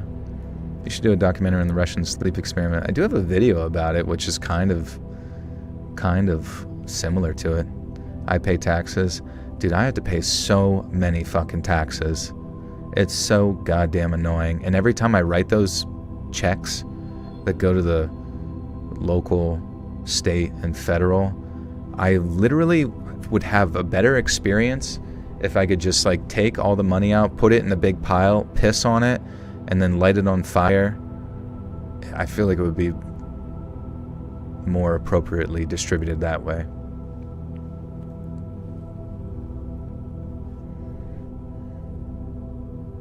And all my baby mamas, yeah, exactly. And if they'd been murdered out there, there'd be some shred of evidence to prove that they weren't all in one piece, be it a scrap of clothing or a scrap of them. And then according to my pop, anyone who said he and his boys didn't look hard enough were liars, because they turned over every leaf in those woods looking for Mo and Larry twice over, and they didn't find squat. It was just a real sad state of affairs, and the whole thing hung over the town for years and years and years. And then one day, the county sheriff comes to visit Mo and Larry's widows and starts asking them all kinds of questions about any business that they might have had with two farmers over in Tucker County. Now, neither widow knew what they were talking about, so they had nothing to share. But when they asked if there had been any developments in their search for their missing husbands, the sheriff gave them chicken feed, in that he was just talking to some farmers over it. Chicken feed. How dare you ask Joel about baby mamas? Some AI. True. Gonna lock my screen, face down my phone, and go to sleep. Love you guys. Thanks for all the well wishes. Means a lot. Good night. Hey, see you, Greenleaf. Good luck. Sleep tight. Toit. The more you make, the more they take. What you should be doing, guys, and what I will be doing soon, is setting up an LLC for all my Pokemon cards.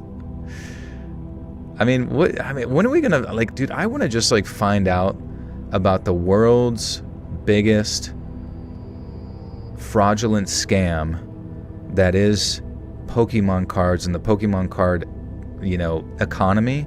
But I want to find out how much money is laundered through the buying and selling of super rare Pokemon cards, in the same way that money is laundered through the buying and selling of, like, fine art and all that kind of stuff to avoid the paying of taxes. Do you buy anything at IKEA? I don't even know where an IKEA is, to be honest. Any Jolkimon cards?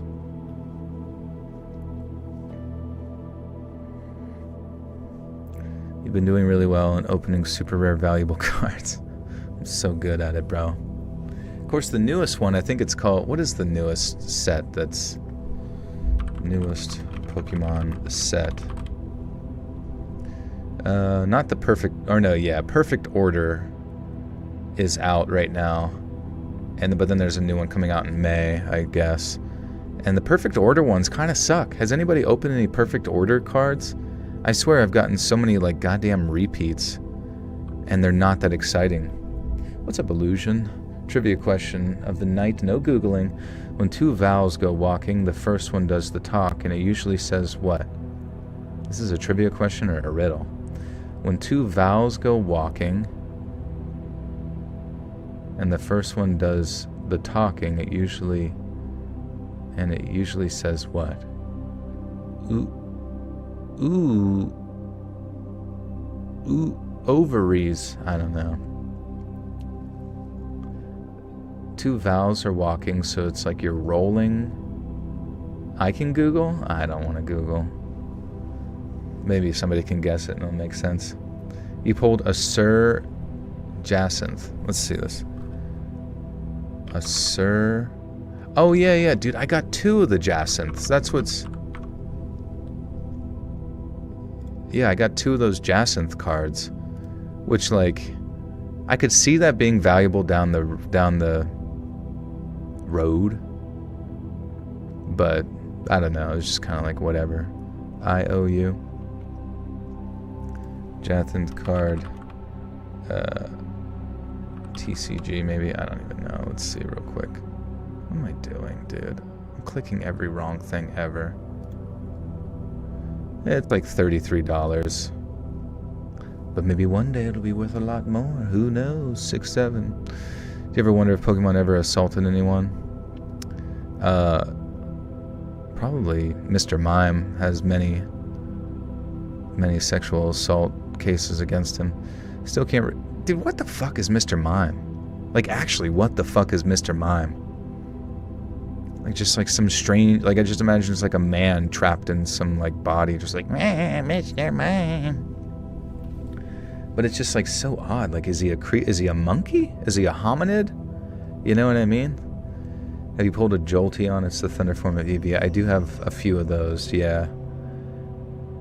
There should be an alternative to just paying taxes where you can take the same amount of money to fund certain public causes. You'd still have the proof, but you can see where the money went. Yeah, right? You know, then you would probably, like, really try your best to, like, look into where things are allocated. I'm sure nobody would fucking send it all to, like, Ukraine or Israel or some shit anymore, you know? Or soon to be Taiwan. Are you excited for Avengers Doomsday? Didn't that come out like 10 years ago? Will Charlie Kirk be back for Avengers Doomsday?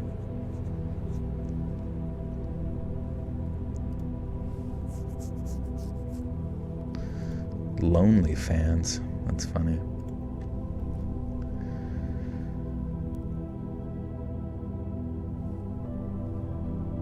Neither widow knew what they were talking about, so they had nothing to share. But when they asked if there had been any developments in their search for their missing husbands, the sheriff gave them chicken feed, and that he was just talking to some farmers over there in Tucker about the disappearances. Well, he wasn't just talking to anyone over in Tucker. He was working with the sheriff's office over there and digging up whole patches of land on this hog farm owned by these two brothers. It took a couple of days for word to spread across county lines, but when it did, someone from Alston drove over to see it for themselves. Lo and behold, the cops were all still there, stripped to the waist with shovels and pickaxes, shoveling their way through mountains of dirt. They were looking for something all right, and by that stage, it had to be Mo and Larry's bodies. But since they refused to make any announcements regarding what they were doing, there was an uproar back home in Bellington.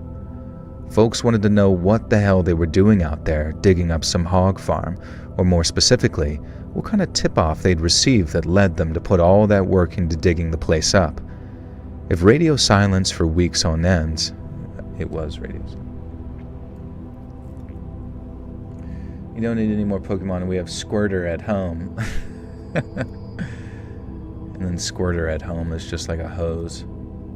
Also, I was very upset about the Pokemon that was like the lawnmower type Pokemon, but then I realized that it's like it's like an electric thing that like possesses, it's like an electric ghost or something that possesses appliances, and that, to me, I think it's Rotom.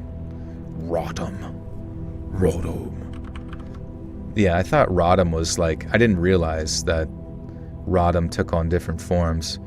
Like a air fryer for some reason, a refrigerator, a lawnmower, a fan, an iPhone, a dildo, a drone. Oh my god, do you think they would use Rotom drones over in Ukraine? Stop playing Pokemon after Gen 2. Dude, Gen 3 is pretty solid. I would say Gen 3 is actually where Pokemon peaked, in my opinion. Because that was like fire red, leaf green, and those graphics, like, I genuinely feel that Pokemon should go back to like just higher detailed two-dimensional graphics, because I don't know, maybe they'll get better with the 3D, but I'm just not really vibing with it.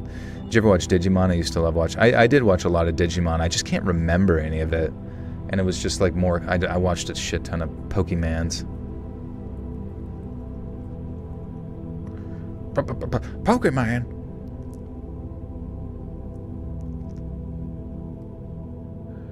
Digimon, digital monsters. It was radio silence for weeks on end, and then when the Barber County Sheriff finally told folks what he was doing, they were even less happy than before.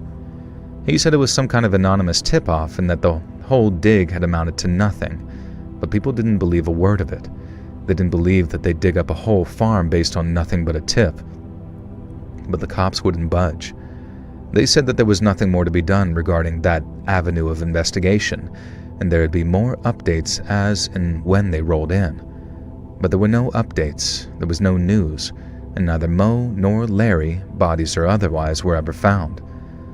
The mystery of what happened to those two hunters stayed hanging over Bellington for as long as I lived there, and since I don't imagine people having forgotten about poor Mo and Larry, I don't imagine those dark clouds have been... And since I don't imagine people have forgotten about them, I don't imagine that dark cloud's about to disappear anytime soon. Okay. Dang, I thought we were going to actually get to the bottom of that, but... So the first one was a mystery about a deer coming back to life, and the second one was a mystery... Okay. Did you ever play the Pokemon trading card game? I never learned how to play it. And I never even really watched anybody play it. I wonder if there's like an actual fun internet game. Yeah, that was very anticlimactic. Anticlimactic. Digimon, digital monsters.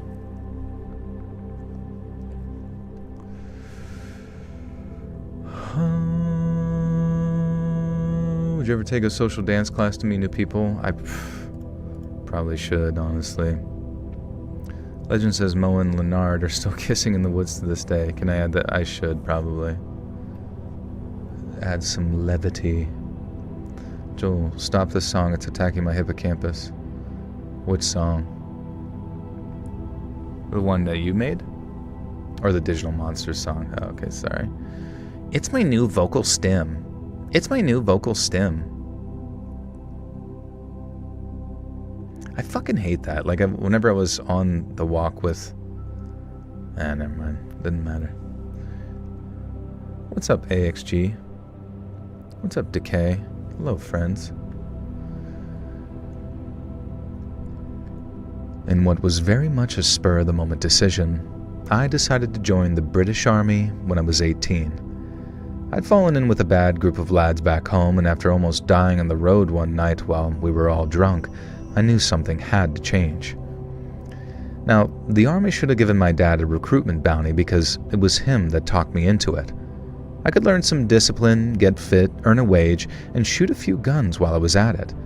And that was all he needed to say. I ended up an infantryman in the Cheshires.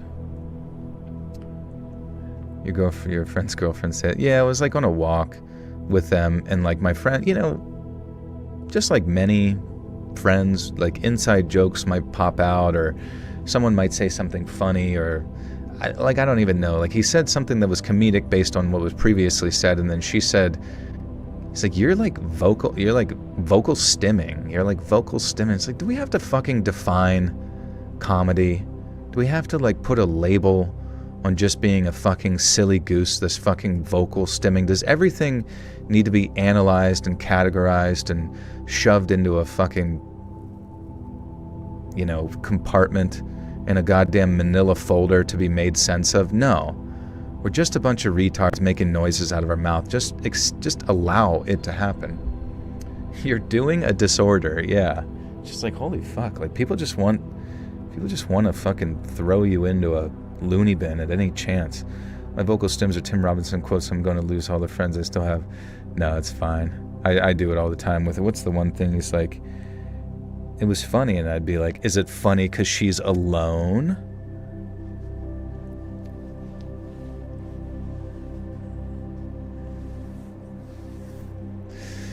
People just say things they hear online, but they don't even know the correct meaning. Yeah, it doesn't even make any sense. It's just like, it's not vocal stimming. I don't even know. It's just like, why can't people just have... It's like so many people, I don't even know what it is. Like, I genuinely sometimes kind of wonder with like couples, if like a woman hears like any sort of joy emanate from the mouth of their mans, they're just like, this needs to stop. This needs to stop right now. Yeah, the microaggression has to be like, I don't even, what the fuck is the definition of that? And why is it so convenient that the things that are microaggressions are always microaggressions against themselves?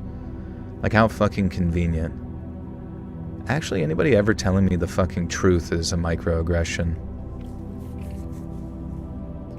If anybody ever makes me do any degree of self-reflection for my actions, you're clearly an enemy of the state. That's why it's always important to have as much fun as you can, man. I know, man. Something triggered it, deal with it. What are you talking about?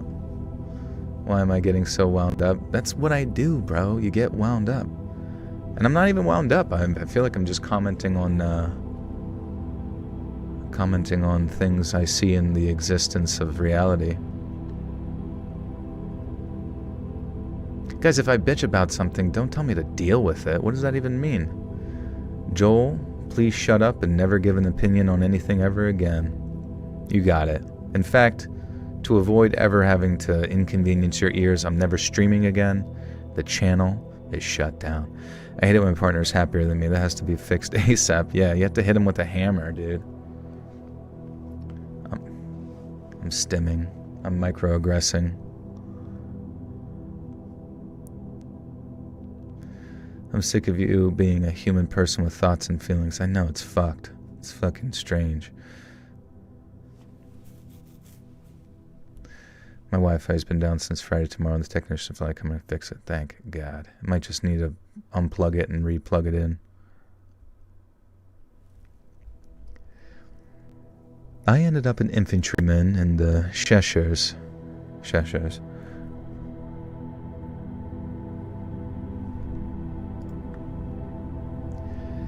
I ended up an infantryman in the Cheshires, which is what we called the Cheshire Regiment, at the arse end of the Cold War. That needs to be read different. I ended up an infantryman in the Cheshires, which is what we called the Cheshire Regiment, at the arse end of the Cold War.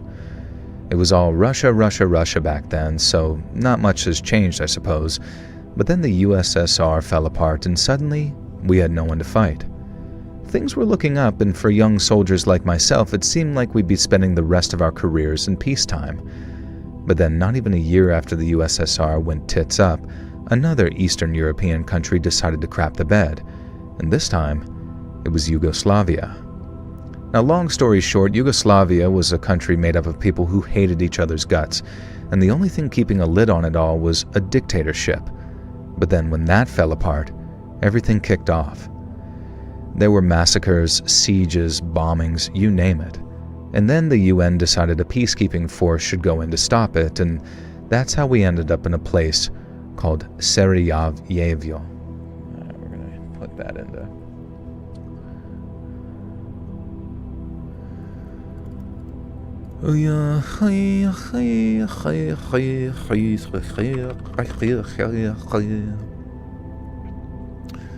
You're Yugoslavian? Interesting. Are you from Yugoslavia? Sarajevo. Novo Sarajevo. Sarajevo.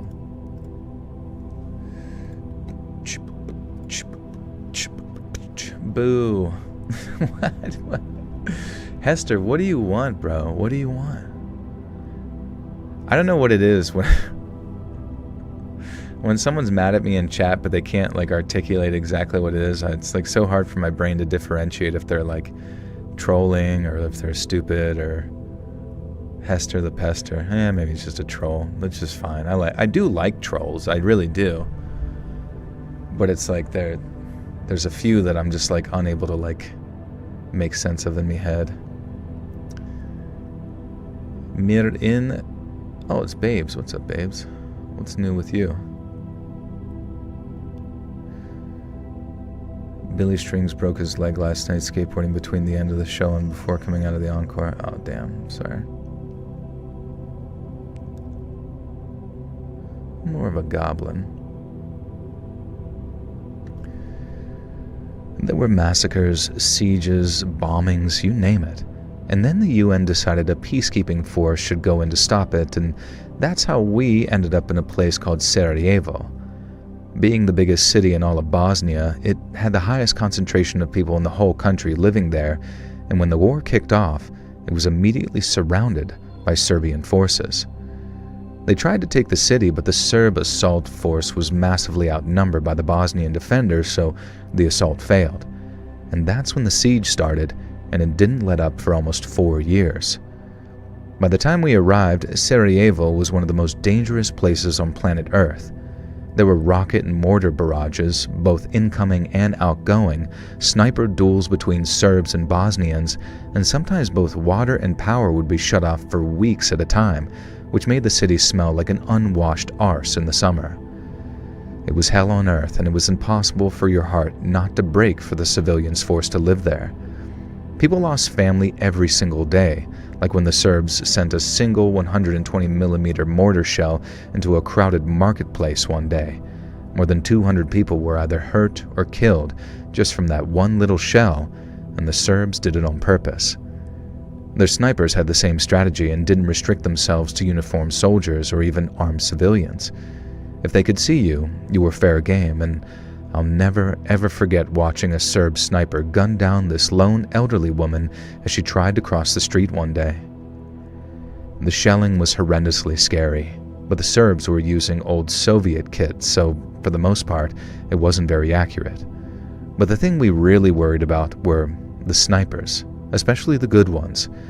They could get much closer than the mortar or rocket crews, and I'd say about 50% of the time, if they had you in their sights, you were done for. And it's a story about a sniper that I've got for you today. So, in April of 1993, my section and I had been given the job of guarding an intersection in our 2 armored vehicles. Jobs like that are usually quite boring. This one was the polar opposite. And aside from the already 300 artillery and mortar shells which hit Sarajevo on a daily basis, the snipers were incredibly ballsy. But while me and my section mates were safe in our armored cars, civilians, especially the old or infirm, were incredibly vulnerable to their fire. We kept watch, but it was also our job to provide. Jensen, welcome back for 70 months. Spoiler alert, Homelander likes mother's milk. He likes sipping on it. Sucking on mother's milk tits. Jensen, thank you for 70 months. I think Jensen might actually be the longest member of the channel. That's crazy. Do you think people back in the day got mad about spawn campers? Yeah, just camping at a woman's vagina. I had a PC earlier than 93, more like 91. What are you talking about? How do we go from cannons to nukes? I guess we just kept figuring out how to make bigger and bigger bombies. Do you ever hear the people who say that nukes aren't real? Do you ever hear that? Why do they think nukes aren't real? Hey guys, be honest. My friend posted a pic on YouTube of his wife in a fitted black dress and one of her many cows. I replied, cow heart ... eyes. Is that disrespectful? Oh, like you're in love with it, like you want to have sex with the cow or something? But then also implying that she is the cow, or I don't know. I truly love the mix of real-world talk and recording as long-time listener. People need to grow up and learn to have level-headed discussions when it comes to disagreeing.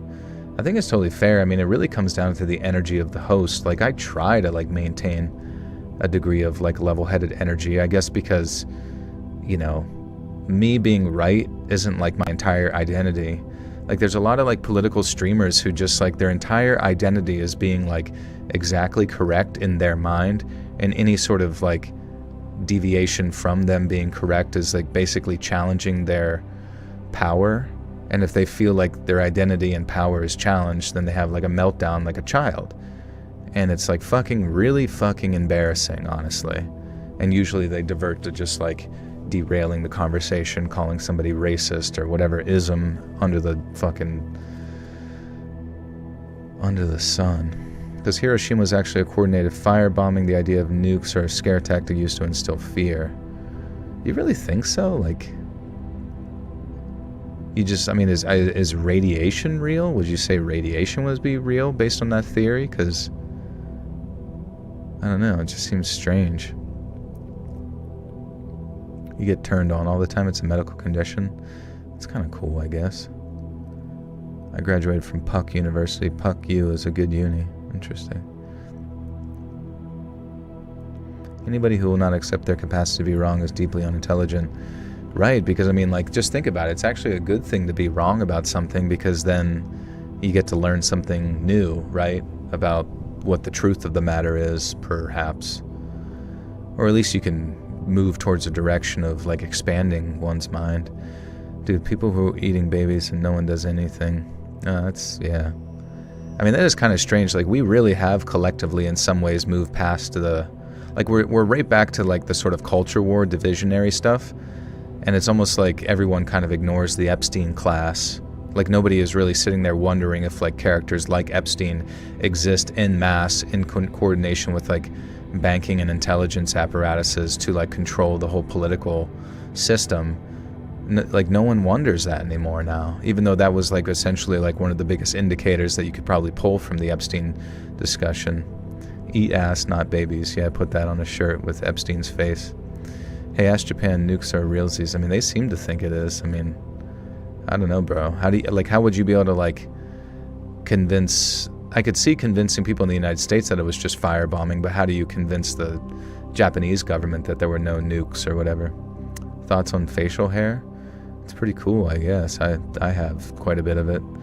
Look at this shit that scientists knew 500 years ago. 100% certain. Turns out that they were wrong in so many ways. Imagine if nobody allowed themselves to believe it. That was, yeah, there's so many indications of, like, current modern day things where they say it's like, it's settled science or blah, blah, blah, blah, blah. You know?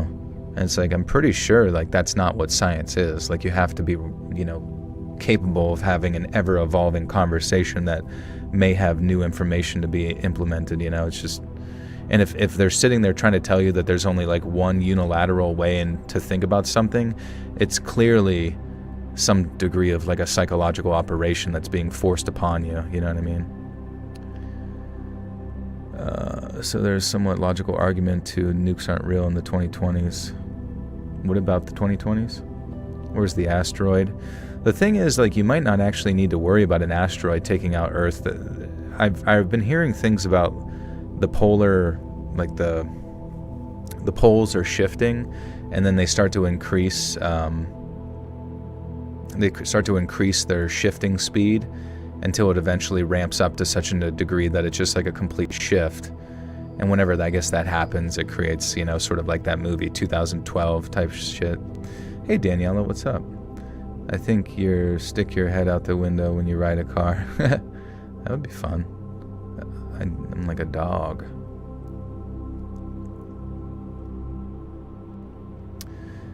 But yeah, who knows? I mean, basically, if the sun were to if the world shifted its axis, or the sun had sort of a mini nova come out of it, like a massive coronal mass ejection, I mean, it could have a detrimental effects on like everything on Earth. You might not even have to have an asteroid hit Earth, or you could have everything happen all at once. That'd be kind of cool. Okay, so the belief that nukes aren't real stems from the fact that the uranium and other nuclear metals have been able to be mined to a large degree. Oh, so they think it's just a bunch of... But how do you get the whole world to, like all of the governments of the world to say that they have nukes, but... Or maybe they don't say it? I don't know. There's accounts from Japanese people who claim that it was a firebombing, not an actual nuke. It's very hard to find these accounts from the 1940s because, well, government... I don't know. Then I guess, like, other ones saying that, what about, like, the permanent shadows onto the concrete and all that kind of stuff, and the images from those days? I guess it would just be really hard to know. A world-renowned psychic I know talks about an asteroid hitting NYC in 2029 and it causing massive mega tsunami. He has never been wrong with specific world predictions, if you believe in that stuff. Can you tell me other things that he predicted, just out of curiosity? And if there's anything more recent we can like put into perspective to help like gauge whether or not we should be spooked. I think they are, but I don't believe that a rocket went around the moon. The only flag I've seen is MTV's flag up there. Yeah, maybe. Hey, David, thank you for the 20, bro. We love everything about you. Here's something from folks who can't donate. Thanks, man. Very kind of you. I sleep on Power Star Pillow, the one from Mario. That's cool. One world government, they're all friends behind closed doors, so they stick some of the same lines. I mean, maybe. I mean, Jesus Christ. Do you think they have already accomplished something like that?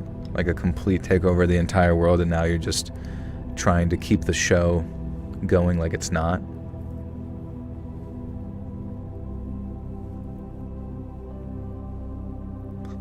Build-A-Bear group? Maybe. Who knows, man?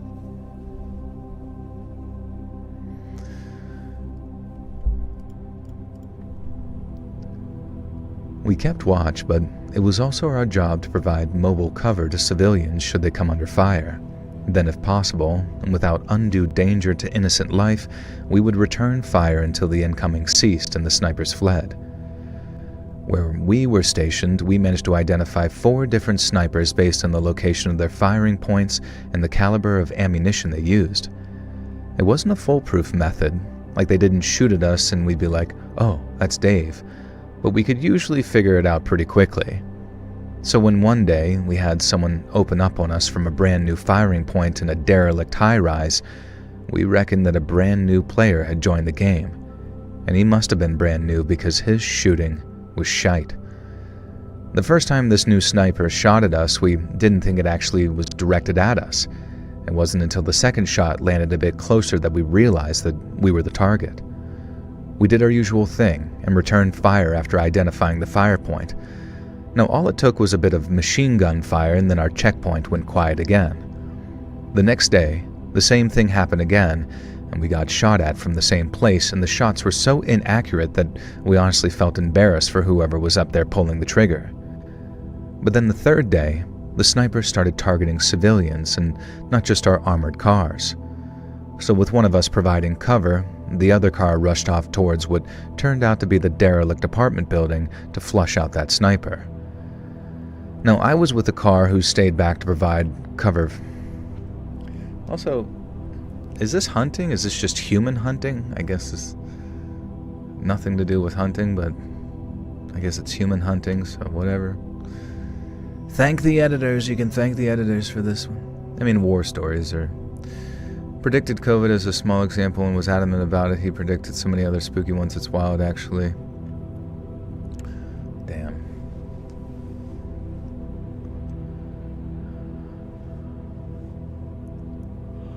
Liminal space eldritch monster. Oh, wait, yeah. Well, you know what? Hold on a second. Do you know what this guy's name is called? Sam? What did you say his name was? Do we have it written up here? A world psychic. Let's check it out. Let's get into it. Is there a world psychic who is predicting a meteor to hit NYC in 2029? Sniper, no sniping. Would have already been infiltrated by aliens, purposely causing humans to kill one another, then wipe out the survivor. I mean, that makes sense. Alex Jones predicted a lot of things. Yeah, maybe. There are some psychics and prophecy figures who claim that the main figure tied to the claim, one commonly cited, is Tom Horn, a Christian end times author, sometimes treated like a prophetic figure rather than a traditional psychic. He argued that an asteroid, Apophis, might strike Earth on April 13th, 2029, and linked to the biblical wormwood god prophecy from Revelation. Oh, fuck, dude. Wormwood. I remember I've heard about wormwood. Are we really in the end times now? That seems kind of crazy. In some interviews, he even speculated the asteroid could bring in a deadly microorganism or trigger apocalyptic events. What astronomers say, NASA and astronomers say Apophis will not hit the Earth. Well, of course they'll say that. Let's see. Has he predicted anything else accurately? Question marky. Queef Sweat, thank you for the 2. Yo, me heart some Joel and chat fam. Boom, thank you, Queef Sweat. Good to see you. Joel, will you be my prophet? I'm bored. Yeah, I'm thinking maybe a wormwood thing makes sense. Okay, so asteroid wormwood events. Horn argued that asteroid 99942 Apophis could fulfill the Book of Revelation prophecy about the star called Wormwood. He suggests a possible catastrophic impact 29 related. Blah blah blah. So wait. The person most tied to the Tom Horn has written many books. Here's some major things he has predicted and warned about. So, Vatican alien disclosure. Horn has claimed the Vatican secretly expects extraterrestrial contact. A telescope called Vatican Advanced Technology Telescope, which conspiracy theories call Lucifer, was built to watch for alien entities and biblical beings. These claims are widely considered speculative and not supported by evidence. Transhumanism and Nephilim return. Horn has also warned that genetic engineering and AI could recreate the Nephilim mentioned in Genesis. Governments and tech elites are intentionally moving towards this. Track record. If you look close at critics and fact checkers, no major geopolitical event, disaster, or discovery is widely credited to a specific prediction he made beforehand. Most of his work is interpretive prophecy rather than precise forecasting. Something catastrophic will happen, quote unquote. In the prophecy world, the style is common, broad, symbolic, interpreted after events happen. Right. I mean, I don't know. I don't know. Yeah, the world was supposed to end quite a while ago. I graduated on the last day of the Mayan calendar. I remember being like, if this was the last week of the world, I want my money back. Yeah, I remember graduating school in 2012 and like genuinely being like, okay, here we go. Meteors hitting is an ice age-old fallacy since we all live under a massive dome firmament that cannot happen, though the reptilians who rule over us can, and will reset our civilization again. Yeah, I mean, they all, what do they just want us to be stuck in like stuck in a soul prison or something? In which case, where do the reptilians come from? They're like interdimensional demons or whatever? He said that Viltrum's invade in 2031. I hope so. Welcome back, Viltrum. Welcome back, Invincible. Used to have some bumps in the old episode, and for some kind of reason they were always jump scare for me. Oh, burps. Probably because they were so unexpected. Their perfect reading. Loved it. That's funny. Sucking a soul. Anyone else feeling besieged today at all? What are you being besieged by? Just another generic psychic, got it, yeah. Love you, Joel, you're my favorite voice to fall asleep to. Thank you, Melinda, good to see you. Something about the latest Mountain Dew flavor has predicted every disaster. Yeah, I've heard about that. I mean, what's the purple ones they call blackout or whatever? What's good, Joel? I'm eating after WrestleMania, but I just want to say hello. Hello, Pat. How was WrestleMania? Did you watch Speed do a sick-ass jump?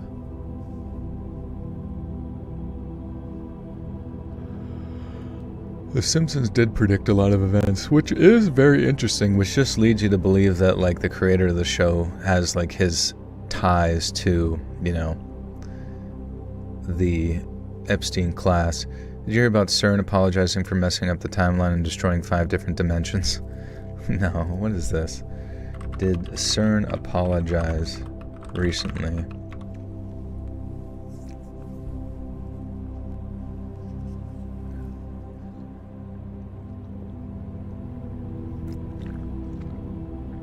No, CERN has not apologized for anything like a dangerous experiment or opening portals. The rumor got around online comes from the satire misinterpreted posts. A viral post claims that CERN scientists apologized for destroying 5 parallel universes during an experiment. That story actually comes from a satirical outlets like The Onion and similar parody accounts. It's meant as a joke and not real news. Okay, that makes sense. I should start a conspiracy channel. Yeah, I think I'd be too lazy, honestly, to dig too much into it. You can just watch all the other good ones. Watch Whitney Webb. Do politicians even know what the price of milk is today? They just get it right from the teat. Creator of The Simpsons was on the list. Perhaps they weren't predictions, but future plans. Yeah, I imagine so. They're probably like in the know of something, right? I was with the car who stayed back to provide cover to the civilians, so I didn't get to see all of this. But the lads in the other car said that when they found the abandoned apartment the sniper had been using, it was empty. There were casings all over the floor, alongside a small hole in the wall that overlooked our position. So while Jesus Christ, I've got dyslexia. So while they might have been a terrible shot, they were pretty good at picking fire points, meaning it was only a matter of time before a bullet finally hit its target. Knowing the situation was akin to a ticking time bomb here, with a derelict high-rise being much closer than the surrounding hills, our sergeant asked our troop commander if we should set up a listening post in an adjacent flat. A car full of lads could sneak up there before dawn, take a concealed position up, and then when the snipers fired, boom, they'd pounce. When the boss okayed it, we were chuffed to the bits. We'd been sitting on our arses, getting shot at for weeks, and with F all to show for it, and so as you can imagine, we were all up for getting our own back. Wait, what? So, as you can imagine, we were well up for getting our own back. Now, the next morning, the wagons arrived at the checkpoint, but only mine was occupied. The other only had its driver because the lads were normally occupying it. Cheney shot him because he was a werewolf. That's funny. I went grocery shopping last week and the gallon of milk increased by 65 cents just in the last 2 weeks. That's fucking crazy. Oh man. I'm guessing for 5K they were still nosebleed seats. TKO had been price gouging. Damn. How likely are you to see my story submission if I write something up for you? It's hard to say, honestly. I mean, my editors are the ones digging through it, right? So it's just up to them to decide what might fit a particular topic or, you know, is considered a solid story and all that kind of stuff.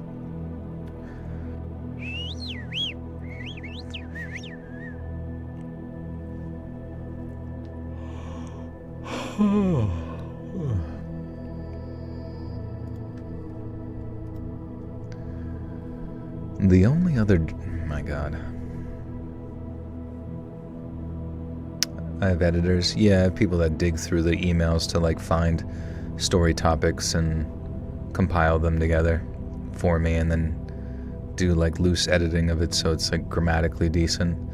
I'd love to be an editor on the channel, but we all have pipe dreams. We all have dreams to be piped.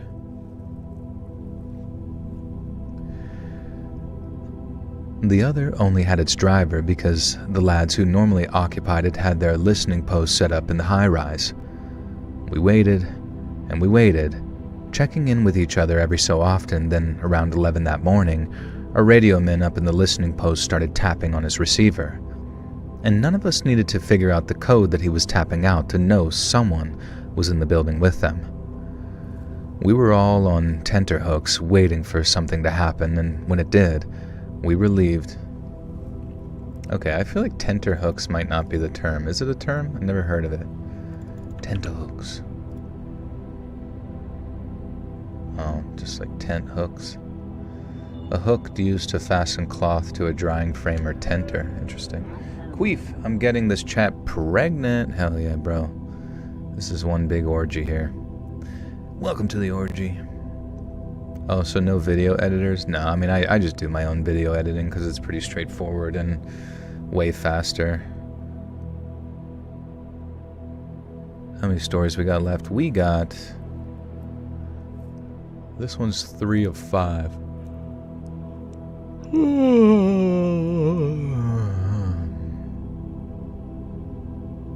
Tinder hookups, yeah. I think that's what he meant to say.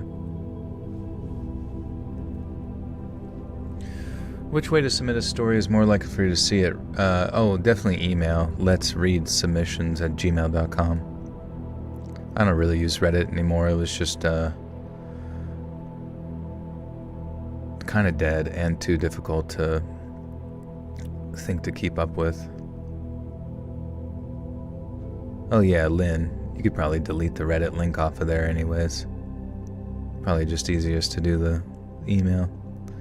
Why the stream so early? Just because I'm trying to get to bed by like midnight-ish, you know what I mean? Have a normal sleep schedule. I won't get pregnant thanks to my anti-baby pillin. Anti-baby pillin. Yeah. I saw that they have that in Germany, which is pretty funny. They have a Waschbär. I'm ready for the week. Oh yeah, it's going to be a sick-ass week. We got a meteor coming. I'd even edit something without any guarantee it'll be posted as a tryout thing. It's all good. If you put timestamps or something during the live stream to know what to cut out, or just watch all the way through, cutting as you go. I have another microphone that I'm recording into that I start and stop, so as soon as I start to record, it starts, right? And then I can just paste it all together. Hey, Delia, how we doing? Welcome. Velkommen. We were all on tenterhooks waiting for something to happen, and when it did, we were relieved to hear none of our blokes were hurt after the shooting stopped.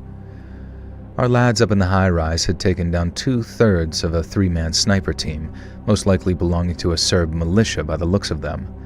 The third, who was unarmed, dropped to his knees and begged for his life.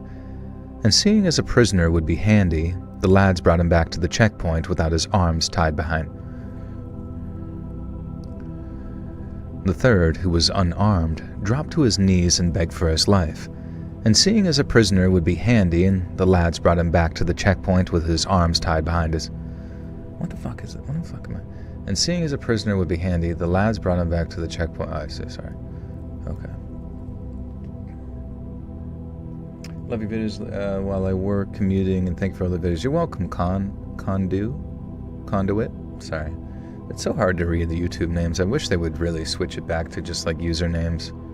I guess you can edit it too if you want, if anybody ever wants to make a cool username for themselves.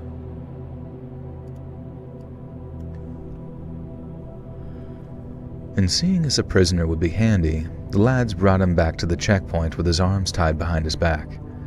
But before that, we heard something over the radios that had us right shocked.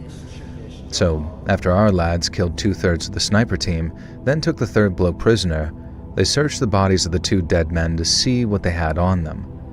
They had a bit of money on them, cigarettes, lighters, bits and pieces like that.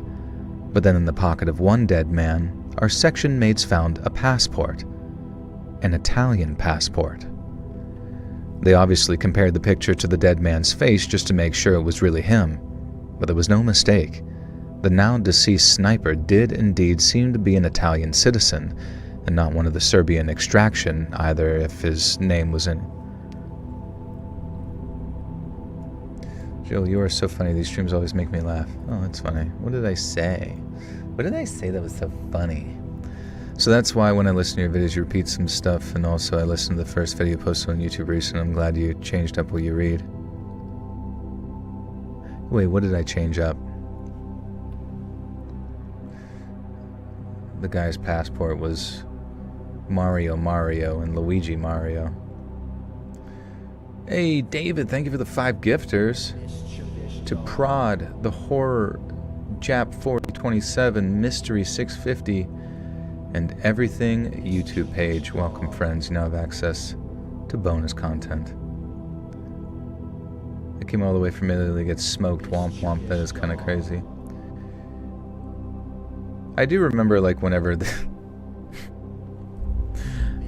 I remember I, like, convinced some of my friends that whenever, like, the Ukrainian war broke out, that I was going that I was currently on an airplane and we were going to travel through Poland and I was going to fight for Ukraine. I know that's not funny or anything like that, but just the idea that I was, like, so worked up about, like, a foreign conflict, and I'm like, I'm fucking going. And I'm gonna go to, like, insane lengths to make it happen, to go die. Have you ever made your friends cry? Nah, I made them shit themselves. Shit themselves laughing, cry laughing.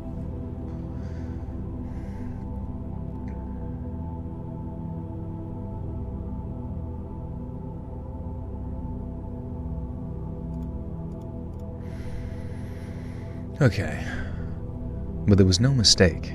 The now deceased sniper did indeed seem to be an Italian citizen, and not one of Serbian extraction either, if his name was anything to go by. The Serb we captured had a load of cash on him, so at first we thought the Italians might have been mercenaries of some description. But once we got hold of someone who spoke Serbian to act as a translator, the captured Serb told a very different story. It was one I didn't believe at the time, but after seeing the article I've attached to this email, I realized that he might well have been telling the truth all along. Through the translator and having sweetened up with some ciggies,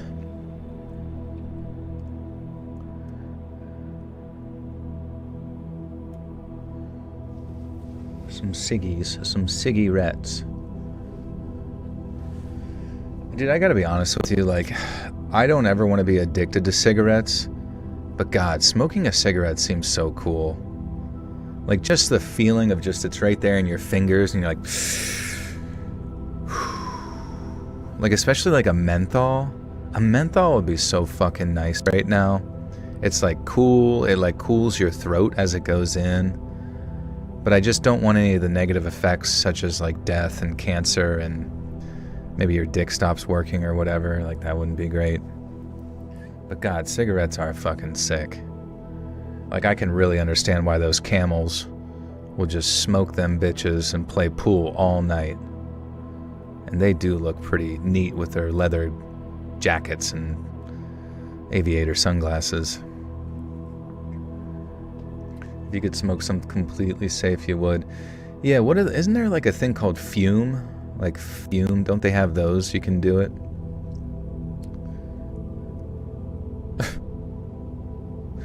That's kind of funny they let you type that word into the chat and it didn't even block it. Fume is to get off cigs. Yeah, but is it cool to feel? Get an icy menthol vape stick, delicious. Yeah, but does it have nicotine in it? Or is it going to give you the popcorn lung? I myself would prefer to get the Reese's Pieces lung. So I'm ready for the movie theater. I replaced cigs with vapes 3 years ago. It's much better than cigs, or even nicotine-free. I never smoked in my life, but I always get asked for a light or spare cig, so I consider to take it up for sure. The aura, yeah. You look like you smoke. You got a lighter, right? I used to smoke cigarettes. I quit because they're too expensive and I wasn't getting the buzz off anymore. Interesting. Just like straight quit because you're like, I don't feel it. I'm done. It's terrible, I know. I'm trying to quit, and I actually get ordered my first fume, still waiting for it to come in. Yeah, maybe that's it. Maybe it's just quite literally the physical sensation of shoving the thing up to your mouth. Is he reading live chat? I can't find what he's reading. Oh, maybe you can @ McNasty and tell him to refresh the stream. Sometimes people's streams aren't refreshed, so it's like they're kind of behind. Good night, Joel and everyone else. God, work early in the morning. No worries, Grant. Take care, friend. Have a good shift. Love you. Appreciate you. I've been vaping since like 2012. Been smoking from 03 to 15-ish. Vaping really helped me get off that, but he's got me hooked since. Yeah, that's tough. I deleted that myself because I remember some non-UK folks are generally very upset by that word. Oh, that's all good. I'm just surprised that YouTube let you put it in. I know it means cigarettes, but I'm like, huh. I didn't even know it allowed certain terminology. Now I'm gonna start saying it. Your doctor is a spy. Cigarettes have over 4,000 chemicals in them. Vape don't. Vape don't. This stream has dropped me out of live like 10 times in the past few minutes. Damn, do you think there's something on my end that I could fix to like have more consistency, or is it literally just YouTube's end? I can never really tell. I used to smoke weed. I was told that if I smoked a cigarette after, it would make me higher. I tried it, and it didn't work. I quit everything a long time ago. That's good. It's YouTube. Yeah, I don't know. I thought they like did major updates to their live streaming stuff, but I mean, maybe it's something on my, maybe something I can like fix. I don't fucking know.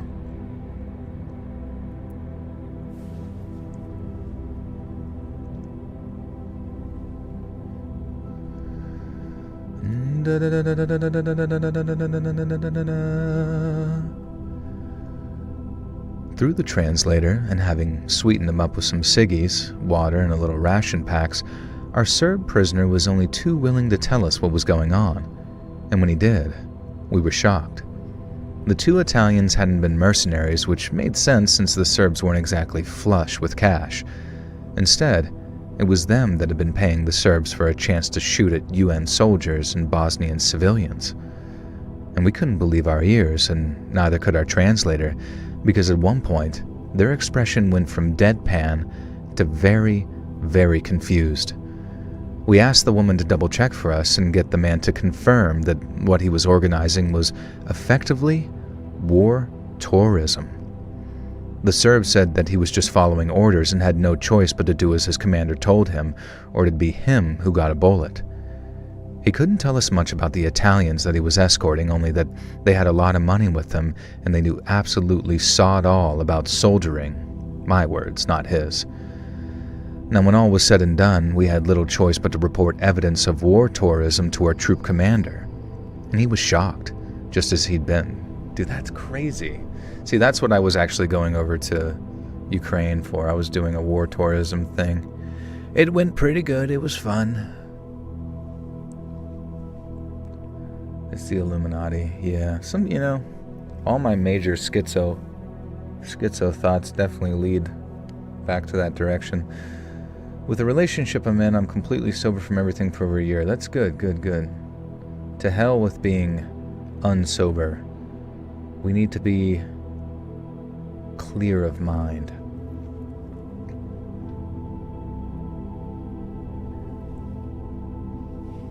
Hey, yo mama, the kitchen witch, what's up? Joel is our homelander, but he's likable. That's good. All I want is a little mother's milkies.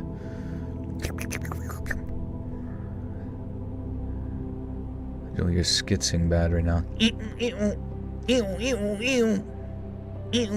They're right behind me. They're in the walls. They're listening. 5G. It will activate soon. 67% of the Earth's population will be dead. He was shocked, just as we'd been, especially once we showed him the Italian passport we'd found on the dead man. But frustratingly, we needed a lot more than just one man's word and a passport to prove an accusation like war tourism, and that's aside from the fact that it's not strictly a war crime. Our sergeant asked if it was worth going back to collect the two men's bodies, but our troop commander didn't think it was worth the risk. If it was true, and those two Italians were tourists paying good money to kill people, then they'd already received the most suitable punishment possible. Our lieutenant also said that there was very little chance the Italians would even claim them. They'd say the passports were forged, that no good Italian would ever do such a thing, and they might actually be right too. The passports might have been forged, and the blokes we'd killed had actually been Russian advisors, or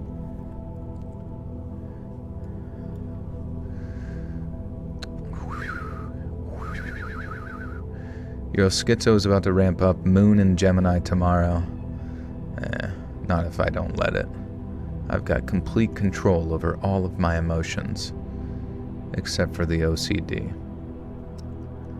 and the Tourette's. The screaming of slurs is not my fault.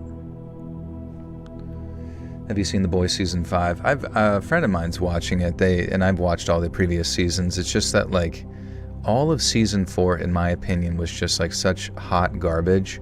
Not complete hot garbage, but a lot of it was just like felt like such a waste of time. All the good parts, I don't even know. I'm just like, and then seeing the advertisement for season 5 just seemed like more of like the typical woke garbage that you get from Kripke, the guy, like the writer of the show Kripke or whatever his name is. He's just like your average sort of like Twitterite who like can't get his dumb ass off the internet and go outside and actually interact with the thing that he despises, which is, I understand where that comes from sometimes, but it's just like, what happened to writers actually being like knowledgeable about things and not just like a complete one-sided hack? Finally caught alive for once about a year. I know, I've been slacking. It's okay, Kelly. Good to see you. Joe, watch it when I'm going to talk about it if you don't, bro. Oh, alright, I'll watch it. You watch The Girls because I'm an ally. That's true. See, that's what I've been doing instead of watching The Boys, because I'm a misandrist. That's what I'm going to name my first, give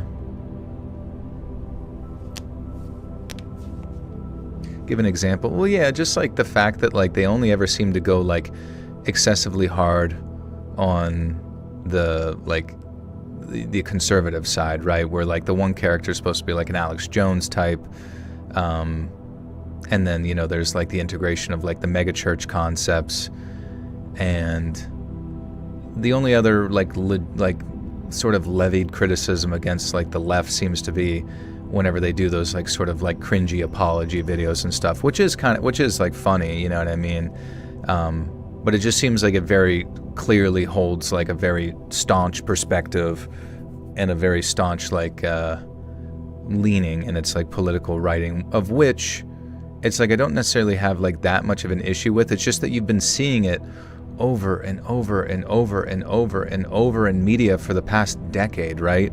Where there's just like no other way for them to like think about stuff in any sort of nuanced manner other than whatever like the politics of Hollywood is at that current time. And it's just so boring, dude. It's so fucking boring. It's not intelligent. It's just retardation after retardation. It's like, come on, where's the geniuses? Where are the geniuses writing shows? Do we have any of them anymore? Where are the big brains? I mean, even the genius that they wrote in The Boys, like the chick who like she lobotomizes her brain to have sex with the one dude. It's like she doesn't prove to you that she's a genius through her actions. She doesn't show you that she's a genius. She just like says she's a genius, and then like all of the things that happen in the show, she's like, I actually predicted this. I saw this coming actually. And it's like, oh, I guess it's mainly because the writer's an idiot, so like he doesn't really know how like, of course you're not going to know how to write a genius, because like there's never going to be that like shoe drops moment, you know what I mean? You watch Gen V season 2 is really want to see how bad her character is. Yeah. I'm surprised nobody asked you yet this week if you've seen the Hail Mary Project. I actually heard that was good from many people. I still have yet to see it, and I guess I will soon, hopefully. Are you saying Eric Kripke is a big dumb goofy gumbutt dweeb? Yeah, essentially. Like the first, like, and that's how I felt like towards so many shows where it's like the first season pulls you in, gets you really involved. Like I loved Invincible season 1, season 2 not as much, and then I just haven't kept up with it. And then I've genuinely made it all the way through The Boys for 4 seasons, and I don't know. I'm gonna see Godzilla -0. I think that's the thing too, is when it comes to like media, we're so caught in the nostalgia, as someone pointed out in the previous streams, that I just want people to try new things. I want people to try new ideas. Like I'm in a really naive, negative, and I probably shouldn't say this way, I'm like low-key excited to see what just like individual writers and creators can do with AI, in the fact that they can use the tools to create like really amazing like visual, storytelling craziness that is going to be just centralized to them. It's not going to go through like a whole team of editors. It's not going to go through endless, changes and all this kind of stuff to fit whatever the fucking ESG score tells them they need. And then, because I saw this one AI post the other day, and it was like talking about a game, and it was like this idea of like you as like a medieval sort of knight character looting these old gods, these giant colossal beings, and it was going through the dead method, the DEAD method of like looting things, and there was just something about it that just like felt so nostalgic but like original at the same time, that I was like, this is what I want. I want like new, cool, like if I saw this as a trailer in a movie, I would be so fucking excited. I'd be shitting my pants to like go see this. And I don't know, it's just like so hard for me to get excited about anything. I know I'm older, I know all that kind of stuff, but I'm just over it. I'm just really over like entertainment as a whole right now. We don't get original IPs like Back to the Future, Indiana Jones anymore. Right, yeah, it's like they can't take a single risk, but I mean like, I think they might be able to, like wouldn't AI in some ways like, or even if you were able to like appropriately distribute funds where to like really talented creators, couldn't those talented creators give you a really interesting thing with like minimal investment while also seemingly still being able to give you maximum return by advertising and distributing all across like movie theaters throughout America? I feel like if you ran the numbers and did it appropriately, you could make it happen. You didn't enjoy WrestleMania? Oh, that's my issue. We hate on the parts of the AI that are fair to hate on, but we're not really talking about the fact that a lot of mainstream entertainment fucking sucks right now. Right, yeah, I mean, I don't know. You don't think AI will be any better? Yeah, I think there will be definitely a lot of things that the mainstream will take hold of with AI. Pump out a lot of slop. It's going to be basing a lot of its scripts and all this like generative stuff based on old stuff that's already been made that's kind of dog shit. But I don't know. Maybe we'll get something good. But the thing is like, and I could be completely off base saying that, but in the same way that like indie video games have like successfully carried the market as far as video games have gone for a while, as opposed to like AAA titles, I'm not sure if I see that as much with like indie movies. Like it's so hard to replicate the really high-end shit that can be found in like Hollywood and filmed in Hollywood within the indie space. That's not to say that you can't come close, but I'm hoping that maybe AI in a certain way can like bridge that gap for independent creators, so we can go see a fucking feature-length film about like an insanely original and cool idea without getting like, some stupid California progressive politics shoved down our throat every 2 fucking seconds. America's cinema TV is cooked, not to sound pretentious, but I only watch foreign media. U.S. media is so bad and repetitive, which is fair. But who are you watching though? Like South Korea or some shit? We need more AA games. If big game companies don't switch to the indie game, it's going to entirely take over. I think those big, AAA studios should just start funding a shit ton of like smaller projects with unique and interesting ideas that maybe they showcase, and then they can appear like as a multitude of benefit in the sense that they can make a bunch of money from what happens, but then what's generated from that game development studio, but then also show that they're supporting smaller creators. So it's like you're getting like maximum benefit both in your PR side and in your investment, almost like a Devolver Digital type scenario. But and maybe EA is already investing very heavily in independent gaming, I'm not sure.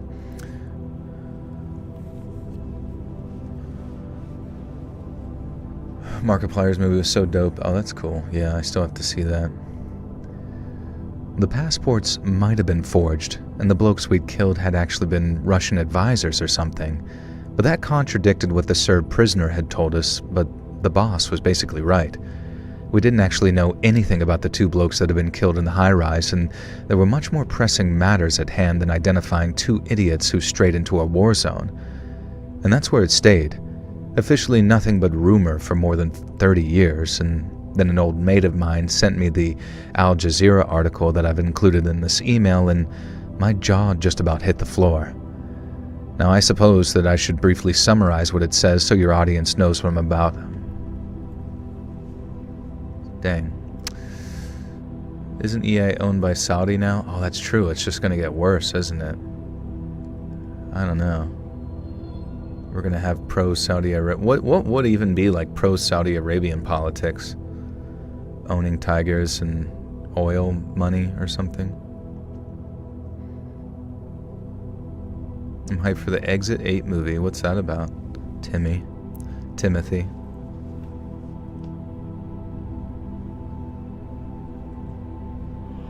Most recently I watched a Snowtown Murders Australian and Funny Games Australian trailer. I watch a lot of Japanese and Korean media too. Okay, nice.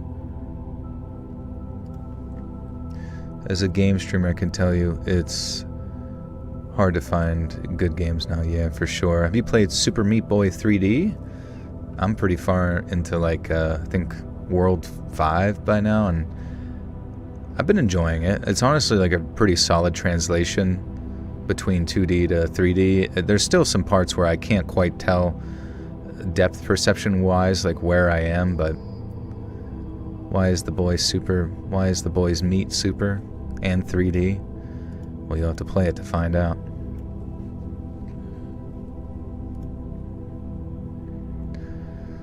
I suppose I should briefly summarize what it says so your audience knows what I'm on about. But long story short, there's an Italian journalist who gathered so much evidence of what he calls sniper... That's crazy. But long story short, there's an Italian journalist who's gathered so much evidence of what he calls sniper safaris that an Italian prosecutor had brought the case to court. The journalist reckons that it advertised among darker corners of Italian society, most likely with mafia involvement, and that participants paid what today would be worth. The journalist reckons it was advertised among darker corners of Italian society, most likely with mafia involvement, and that participants paid what today would be worth about 100,000 euros, or about $120,000 US.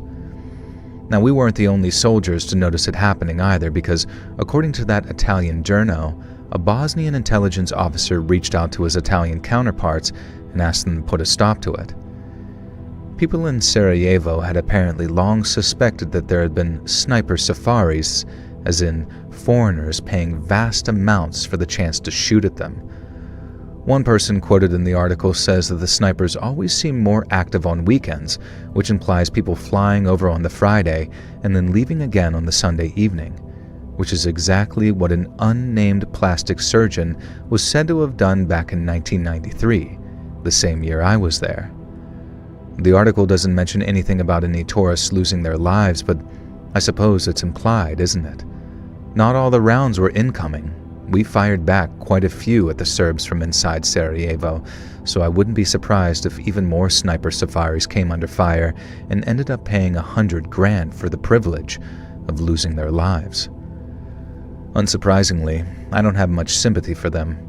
It was us that they were shooting at, but having it all but confirmed for us gave me mixed feelings. I suppose I just didn't want to think about people being capable of stuff like that. People who saw a terrible tragedy unfolding and thought, I can take advantage of that.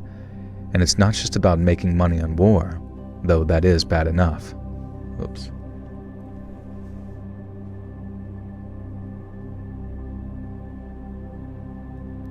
He says it's a time difference, but if he really wanted it, then he'd sacrifice his sleep. What would I really want? Are you guys talking mad shit on old Let's Read? Did you get the sniper? Did you get the sniper or what, Joel? Oh, for the Osprey. No. Well, yeah, someone added me. That's funny your brain went to that, because mine did too. I'm like, that's what I'm doing in our creators is just sniper tour, or like war tourism. Just to like grief weirdos who are just like collecting fucking berries out in the field. Since GTA 6 comes out in 7 months, are you going to pull an all-nighter when it comes out? Probably not. I mean, I'll just play it in my spare time. I really do hope it's good, though. It was the serial killer couple in the world per capita. What are you saying?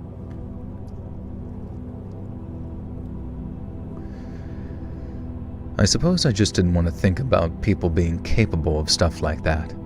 People who saw a terrible tragedy unfolding and thought, I can take advantage of that.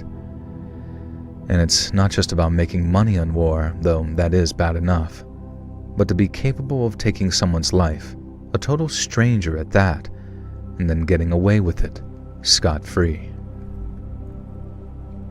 Human hunting.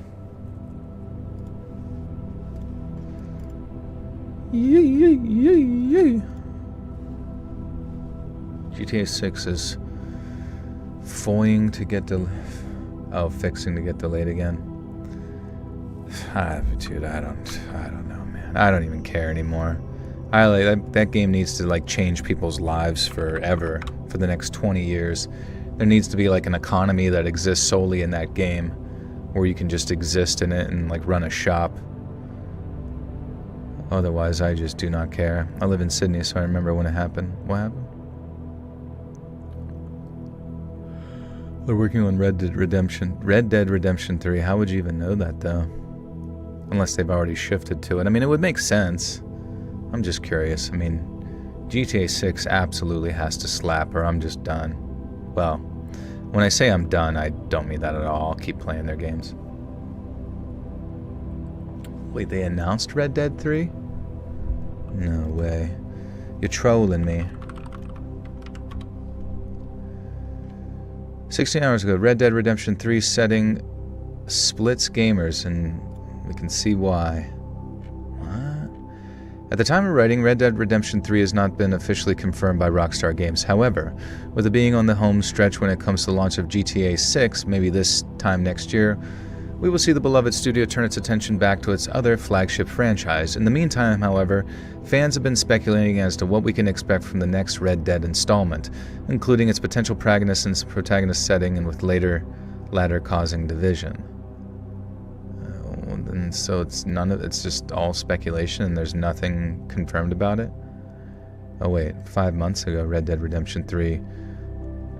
Rockstar co-founder says Red Dead 3 probably will happen, but it could ruin a cohesive 2-game arc. Red Dead Redemption 3 is not needed, but another Red Dead, why not? Yeah, why don't they go forward in time? That'd be better. Julie's talking about the Snowtown murders that happened in Australia. Oh, okay, I'm sorry, yeah.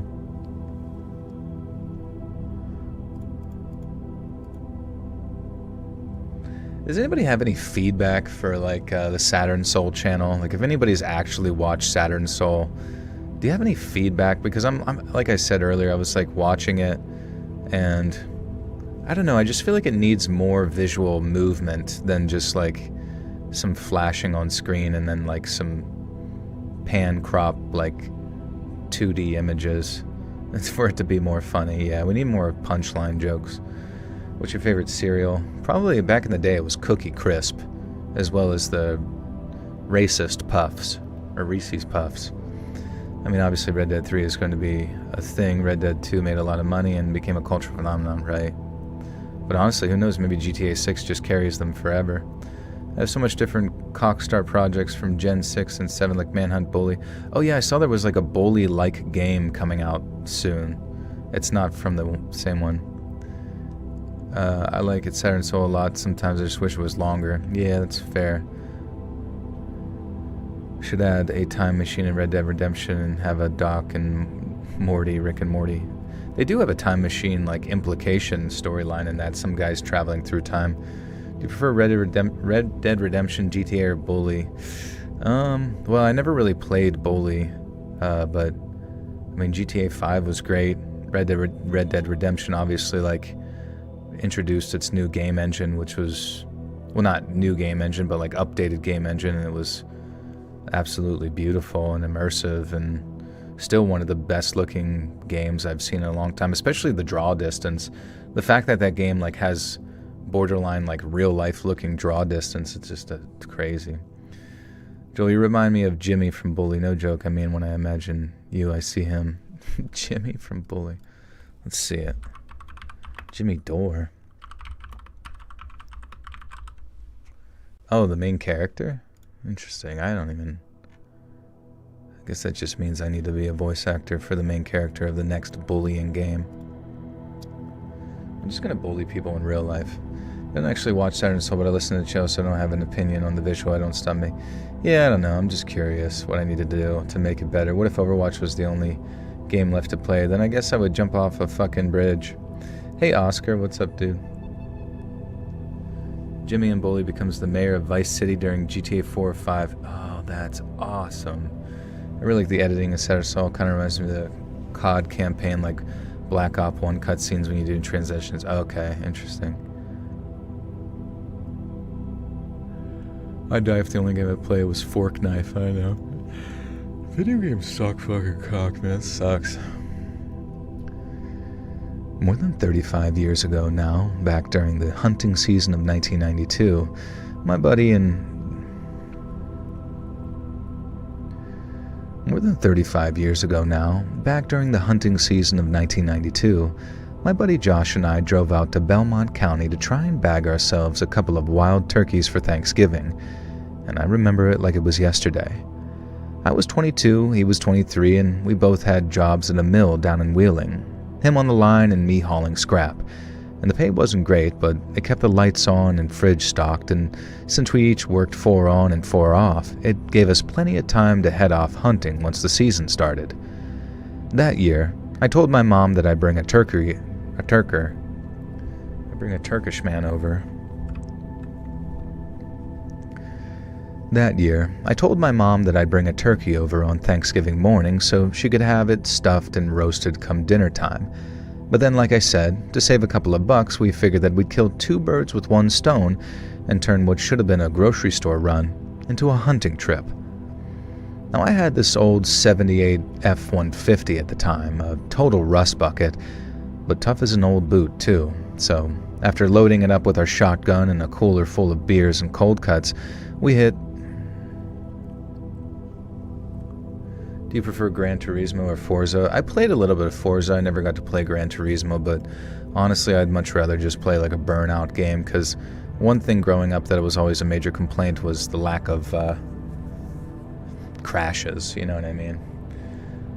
One thing I majorly dislike about US films is that they always have unrealistic happy endings. Foreign films are much more bleak and realistic, in my opinion, and not afraid of pissing the audience off. See, I think that's good, in the same way that, like, some of you guys had like a pretty visceral reaction to like Stephen King's fucked up writings. I think that's what you should have. Like, you should have stuff that challenges your beliefs. Hence why the fact that like most of Hollywood is just like filled with like progressive drivel, that just is basically an echo chamber of like, you know, people sitting around a board table that are just like putting that in there either to like make money off of like investment or to like not piss off an audience. To me, it's like, is that really entertainment? Like, is it really entertainment if you're not trying something, if you're not pissing people off or challenging people's perspectives and ideas? When will I dork again? I've been dorking this whole stream. You guys just haven't heard it. Hey, Shorn, what's up, dude? Like the historical image used flash up on the screen with the music when you change chapters or whatever, that's neat. Oh, okay, that's good. L-Take. L-Takington. Hey, Butters. How's it going? Hollywood is full of people who get off on this stuff. They're predators. Well, that's the... Wait. What stuff? I mean, I guess so, yeah. But I think that it's got to be weird to exist in... I mean, where's Justin? Justin, you said you existed within the realm of Hollywood. Like, is it strange to be around those people who have, like, all of the same politics where they just kind of, like, believe the thing they believe or say the thing that they say just to, like, maintain a paycheck? Holy whoa. Jaws doesn't have a happy ending. Oh, that's true. Don't they go off into the sunset at the end?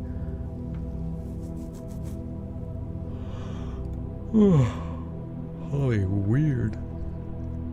Oh, it's 100% performative. I mean, you can be honest. Do you ever have to, like, perform? Do you ever have to, like, do that performative kind of stuff around them, and is it really annoying? So after loading it up with our shotgun and a cooler full of beers and cold cuts, we hit the road right before dawn, headed east out into the woods before the sun had even rose. Fuck. The shark dies. I guess that is a sad ending. Mind if I use this stream to relax and chill? You certainly can. just whips out wiener. So after loading it up with our shotgun and cooler full of beers and cold cuts, we hit the road before dawn, heading east out into the woods before the sun had even risen. Now we got to where we planned to park the truck just after dawn, a spot at the end of a dirt road which petered off at a thick patch of woods. Now we've been out there the year before, and Belmont's got the most perfect mix of rolling hills and oak-rich forest, which mean there'd be plenty of acorns dropping to fatten up those turkeys. Look into it. It gives them this natural flavor that the store-bought ones, I'll tell you, are lacking.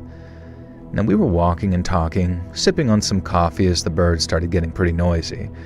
And then about a mile in, we threw together a blind with some camo netting of...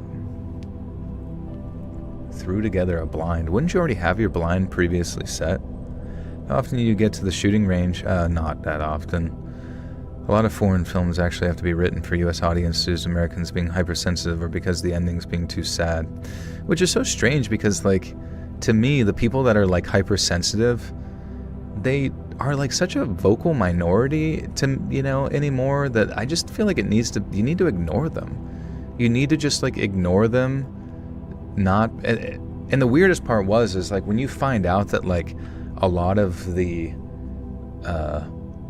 incentivization for that forcing of certain narratives within the American audience was, like, perpetuated based on the ESG scores, which was just, like, handed down by, like, future investment from, like, BlackRock. Like, literally BlackRock was deciding what kind of, like, politics was in your entertainment, and I think they still do. And it's still kind of applied to certain companies, basically a social credit score for companies. And you're just like, wow, so, like, nothing is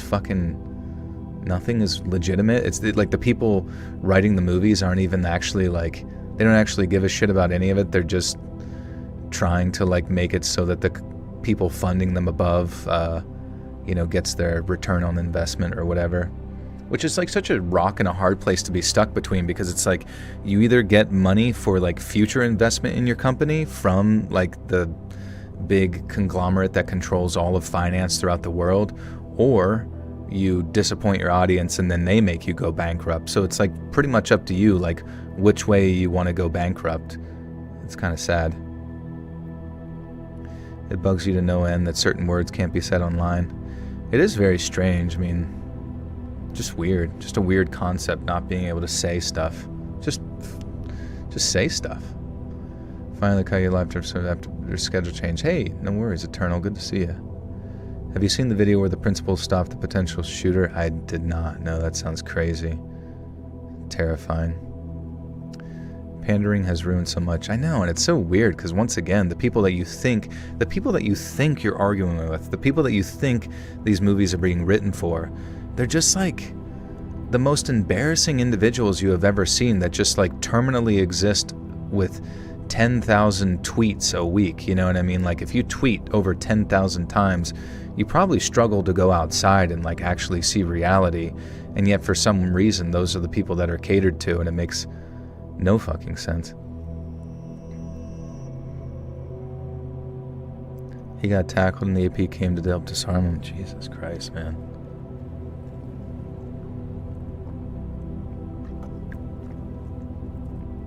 Anyone watch WrestleMania? Boring as fuck.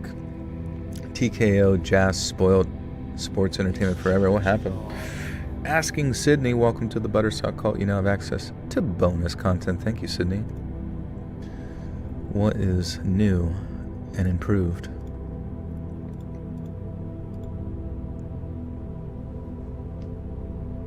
The principal was the prom king because of it? No, I think... Or maybe he was. I just thought someone was saying a sarcastic joke. There's nothing more insulting than being pandered to. It's the most disingenuous, so tacky, and I hate you. Well, right, especially when people speak on your behalf. Like, oh, you're a minority, let me speak on your behalf. Let me be offended on your behalf. Or like, oh, you're gay, or you're what. You know what I mean? Like, it's just like, shut up. Shut up, you fucking nerd. If you're blind, would you trust me as your guide dog? Yeah. That'd be kind of funny. Someone's blind and then they just have, like, someone dressed up as a dog guiding them around. Funny thing is, those folks didn't even watch those movies, TV shows, so catering to those audiences feels so nonsensical. Yeah, exactly. Like, it's almost like especially like Lord of the Rings, right? Like, I mean, they kind of, I heard that they had made a really big mistake in the fact that they didn't secure from the Tolkien estate the Silmarillion through whatever legalistic means, so they had to like kind of move around it.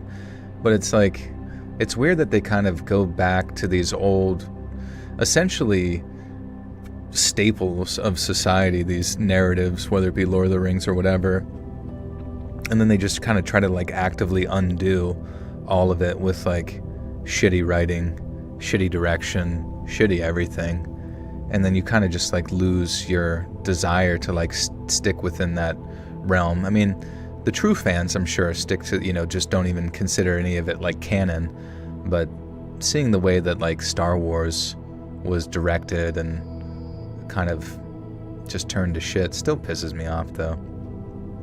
I mean, I've been talking about this for fucking years. I need to think of something else to talk about. Are you talking about The Hunt for Gollum? No, I don't know what to expect from The Hunt for Gollum, though I did see that it was directed by, or going to be, I guess some degree of involvement from the writing of Stephen Colbert or something like that, but I mean, he just seems like a big sellout douchebag, so I don't even, but he is a huge fan of the Tolkien universe too, so maybe, but at the same time, I mean, based on how delusional he's been for the past decade, I just like can't for the life of me imagine that he's going to contribute anything that's not retarded. And Scree Amber, welcome to the Buttersock Cult. You know, I have access to bonus content. Being blind is a scary thing for someone that used to be able to see. I know this for a fact because of a medical condition that makes me wake up blind sometimes. Damn, sorry to hear that. How many stinking times am I going to lose my butt tooth earbuds? Why can't Neuralink invent some chipset that's embedded so we can connect? Yeah, that's annoying. You have Saturn Moon Matrix in queue after this. What's Saturn Moon Matrix? What's that about? That's like a conspiracy video of like our souls being harvested with the moon and the Matrix. Or the Saturn. Did I go to my prom? Yeah, I went to my junior prom and senior prom. It was whatever. I went to prom with child dog Ollie. We were in our 20s. Yeah, we wanted to relive it. Then about a mile in, we threw together a blind with some camo netting and a bunch of larger fallen branches. Now, I had a box call with me, one that my grandpa actually carved, so for the first hour or so I kept on letting out the odd yelp or cluck type of sound, trying to sound like a lonely young hen. But the most we got was a few squirrels rustling around or the occasional deer snort off in the distance. Now, Josh ended up cracking a joke about how we'd end up having a Joel had a date? Yeah, back when I was cool. Back when I was 18 and cool. Super seniors. A vid on your other channel. Oh, Saturn Soul, nice. It's really crazy to see how sensitive the world's become in my 35 years. Like, everything changed so fast after 2014 with... Yeah, I don't know. It seems like it's kind of died down, but I mean, really, I think it was just because it was like everybody was so prevalent on social media, and then social media in conjunction with the normal media just played it all up. And then anybody who had any sort of like opposing opinions or like, insensitive jokes, because I mean, in a lot of ways, if you think about it, how do you keep bad ideas in check? You make fun of it, right? So like, if someone's a fucking moron or annoying or whatever, you make fun of them, and then their, their bad ideas get like, kept in check, and then the more sane individuals when it comes to ideas, or at least the opposing opinions, feel like, oh, I have some degree of representation within this, like, conversation, because clearly this meme that's offensive or whatever to the people that get offended, it makes me feel good, it makes me feel seen, I feel like the world is staying sane, thank God. But if you think about it, it was around 2015 that they started like this really hyper period of time of like censorship, and it was like all of those ideas that you may or may not have agreed with were like amplified in their presence, even if it was like a minority voice, because everybody was banned. Like, if you made fun of something, you got banned. If you said a bad joke, you got banned. If you said something offensive, you got banned. And it was like, basically, it was like allowing a virus to continue to proliferate without your actual immune system ever being able to, like, do anything about it. You know what I mean? And if you just allow a bacteria to grow inside of you, you're eventually going to have a massive abscess, or not an but you're going to have a huge infection. And but it seems like things are starting to, like, and that's what I'm saying, like, and then it extended all the way up into, like, entertainment as well with the ESG stuff, where it's just like every step of the way, both in mainstream media, mainstream culture, social media, it was like it all cohesively worked together to push certain narratives, probably just to keep us all, like, at each other's throats while, like, they set up AI databases, you know what I mean, in the background. But I need to escape outside of IRL. So happy to be here. Yeah, no worries. I like offending the people who get offended. These I could never be British. I'd be in jail within a week. That would be fucking weird. I mean, does that actually happen often? I did hear, I mean, there are statistics about it, but man, that would be just such a fucking weird thing. Someone comes to your door because you said something a bit distressing on the internet. Like, fucking hell. If you've seen half the shit people say on Twitter, like, every one of them would be in fucking jail based, you know what I mean? Like, some of the, like, if you really see some of those people on Twitter, like, they are, like, frothing at the mouth, angry, like, ready for violence at any turn. It's just fucking weird, man. It does not have, you might get warned. But that's the thing, though, is that, like, I don't really, even though I know you're from the UK, I don't know if you would fully know. Like, you would have to look at the statistics on the individuals who are actually cited or taken to court or whatever, you know what I mean? Can you please rant about how the UK has a cork up their butt when it comes to their censorship and how uptight their laws are and how offended their people are? I mean, it's the same thing, right? You would like to sit there and hope that more level-headed minds prevail, but it would appear that it's kind of an impossibility at this point.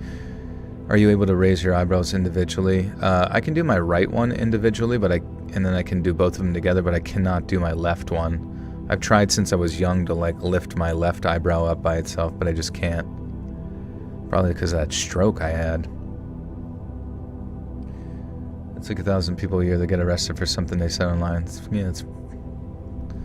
Well, we gotta fact check it before I get yelled at later. All right. How many people were arrested for social media posts they made online in the UK last year? We'll just go with 2025. Searching. I can totally do my left, not my right. Yeah, isn't it weird? Like, what is that? Okay, so we're about to make Ollie feel really silly. The best publicly available figures suggest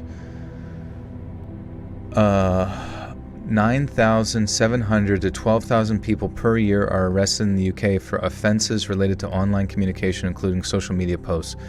Most widely cited numbers, 12,183 arrests in 2023 across England and Wales for online communication offences. These arrests were mainly under Section 127 of the Communications Act of 2003, Section 1 of the Malicious Communications Act of 1988. That works out to roughly 30 arrests per day on average. Jesus Christ. More recent estimates, some reports indicate that the number fell between 9,700 arrests in 2024. The arrests are not all just for opinions. The law covers things like threats or this is weird, threats or quote-unquote menacing messages, which is so subjective. Harassment, sending grossly offensive messages, once again, subjective. Hoax emergency calls, stalking or abuse via messages. Only a small portion led to prison sentences. Many cases are dropped and end with warnings. Still, it's just like, what the fuck? Let's see. How many ended in prison sentences?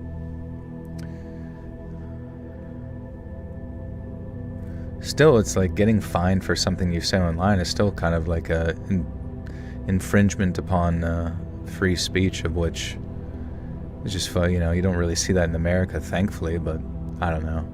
Hey, Sonomi, what's up? Let's see. So, convictions. 1,119 people were convicted and sentenced from their arrests under the main communications laws.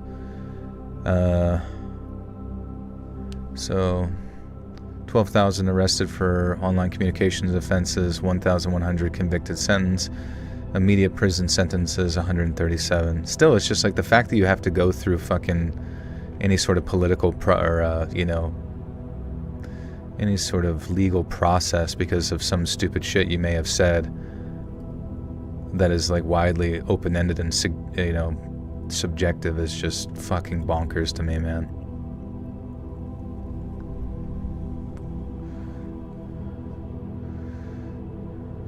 Not every country has free speech, though. I know, but it's just strange because you never would expect it in the UK. Like, do you remember? This is one of the funniest, egregiously strange things that I like. This was to me one of the, and you guys might not remember this, but this was one of the biggest shifts of culture that I had ever seen. And it was in 2014. In 2014, the top voted video on r/videos on Reddit, the website reddit.com, which was like a site that I would go to pretty consistently back then, probably from the time of 2011 to 2014, because it had just your daily dose of internet bullshit, and you could watch some random stuff. I was sentient in 2014.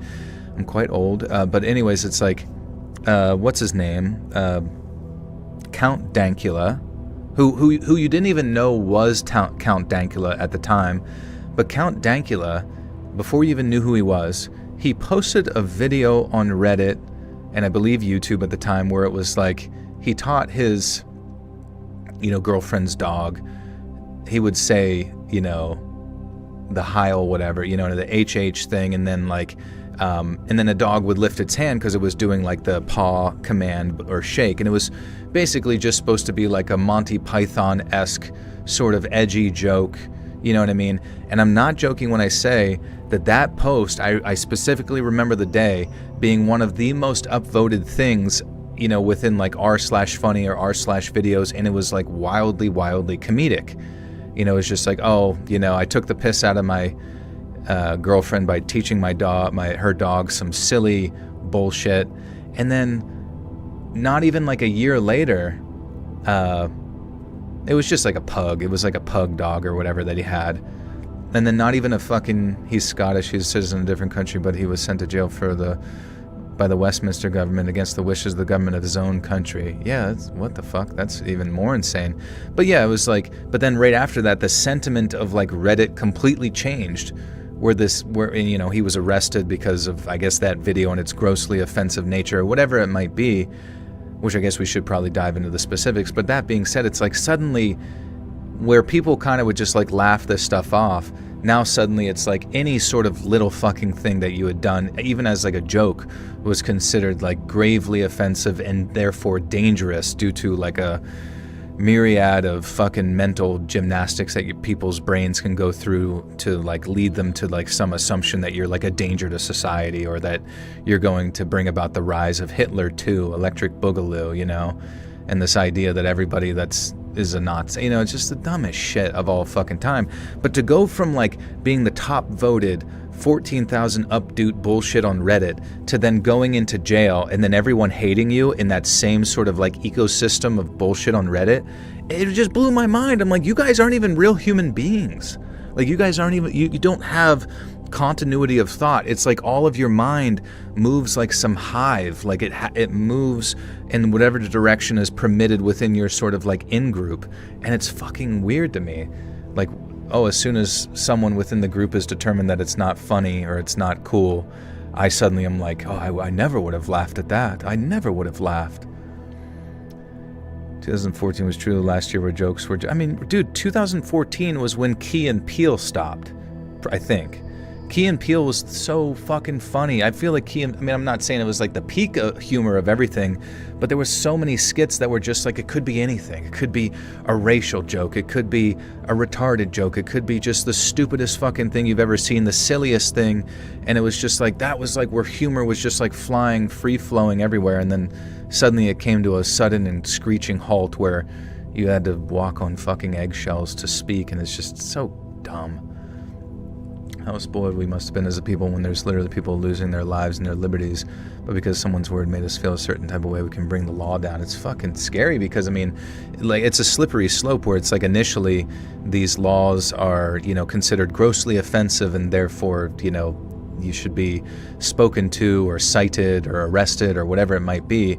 I mean, eventually all they have to do is kind of adjust those perspectives where now you're speaking out against the state, and any sort of speaking out against the state is an arrestable offense, right? Which they can just change those, so it's almost like conditioning the people of the UK and the United States and most Western countries to be comfortable with censorship and therefore comfortable whenever their brethren are hauled off to the, the pokey, the chokey and that kind of thing because, I don't know, the news told me I was going to die today, But why do people joke about that anyway?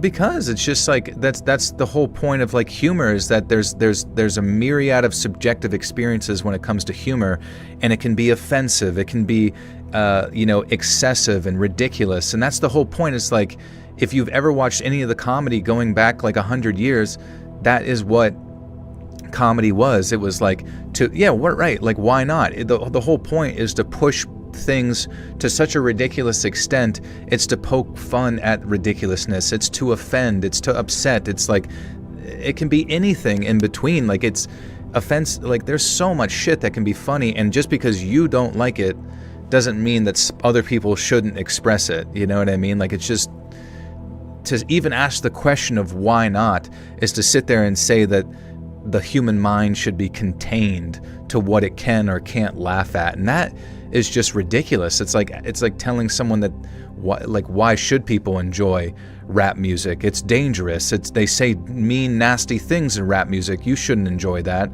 But it's like, people do. They fucking love rap music, even if it does say a lot of like egregiously weird shit. And yeah, humor is a way of coping. If we can't have the culture of that, then yeah, exactly. Like, I mean, that's what how many people have lost a loved one, and then maybe they've lost the ability to walk or something like that, or they lost the ability, to fucking live life normally, and then their ability to cope with it is to like make fun of it. And those same sort of people are probably also the same ones to say like, I don't give a fuck if you make the jokes either. Like, they love the jokes. Like, you don't want to make it a joke directly to their face in like a negative, mean way, but it's like, if we can't laugh together about the darkness of reality or the ridiculousness of reality, then what the fuck can you do?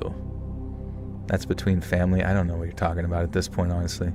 Campbell, Daphne, Rando, welcome to the Buttersock Cult. And thank you so much for the 5 gifters. This is some Russian name. Rogelio, Renee, daughter of the Wolfman, Giselle Gum. Welcome, friends. You now have access to bonus content. I mean, to sit there and like put like strenuous, like strict laws upon what can and cannot be said, especially in the realm of humor, it's just like, to me, it's like you literally become the joke Nazi. Like, the people that you call a Nazi to like mitigate their like humor and fun, you literally end up just becoming the thing in which you like hated. The perspective of authority that you wish to rule over others. It's weird, man. A lot of people hide blatant racism behind incorrect guise of dark humor. And that's true. I mean, they do. Like, they're like, words have like but it's like, anybody can say whatever the fuck they want, but to sit there and say that the only way to enforce them not saying those things is to have like excessive and stringent censorship, and then to go even a step further to like incorporate the law in that, it's ridiculous. It's a ridiculous slippery slope that can only get worse. What would you do if you suddenly went mute? I guess I would write down all my mean-spirited jokes. And they want everyone to just sit there and not have fun. I mean, yeah, I don't know. Curb Your Enthusiasm is fucking hilarious, dark comedy. I mean, there's a lot of dark jokes in that. It's a great show. They become what they feared. That's the lesson of Animal Farm. Yeah. Should I buy a $30 game now or wait for the summer sale? Just buy it now and have some fun. That's what I liked about the old South Park and Family Guy. Nobody was safe. Everyone made fun of. Yeah, I mean, you don't really see it with South Park as much anymore. They actually do seem like they still contain themselves, or they are, I don't know, not as like free flowing as they used to be. I mean, that was all of Comedy Central for so long, was just like, what are they gonna say next? They really pushed the boundaries with this one. If everything offends you, how do you live? Yeah, I mean, that's got to be a really weird thing to sit there and wake up every day and like even feel offended. It's got to be such a weak sense of character where you're just like, you know what, the world is not always going to be nice to you about stuff, and it's going to make mean-spirited jokes, but to sit there and pretend like I'm going to cry about it till I get my way and stop them, like that's just, it's honestly embarrassing. Two young guys watched the top Archie Bunker rants and were floored. All the old people in the comments of every race commented how much they love the show. Yeah, man, whatever. And honestly, at the end of the day, I can't help but sit there and ponder if that sort of like cohesive movement towards excessive censorship of speech is not, and under the guise of protecting people from, offensive comments, is not coordinated by the government themselves, right? Because like I said, the only people that benefit from mitigating people's ability to speech is an authoritative figure that wants to overstep its bounds. And the only way they can do it is initially starting by saying like, oh, this is a bit much, guys. I don't think we should say that. And then just over time, eventually they're like, you actually can't question whether there are Uyghur camps. If you make mention of any of the Uyghur camps, you and your family will lose social credit. You know what I'm saying? Like, you see it in other countries. Do you really not imagine the government that you live in, that so many people espouse to hate, won't use those exact same censorship laws against you? You do not anticipate it to occur?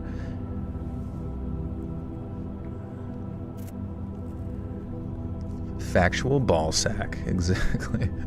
Fact-checked by true patriots. Josh ended up cracking a joke about how we'd end up having to shoot a possum and call it a turkey when we get home. But then not even a couple of minutes later, we heard that first gobble echo over from a ridge. Now finally, after what felt like forever of us just sitting there freezing our nuts off, we spotted a small flock scratching their way through the underbrush about 50 yards ahead of us. Now me and Josh are as excited as two little kids on Christmas Eve, watching them get closer and closer, totally none the wiser that they were sitting.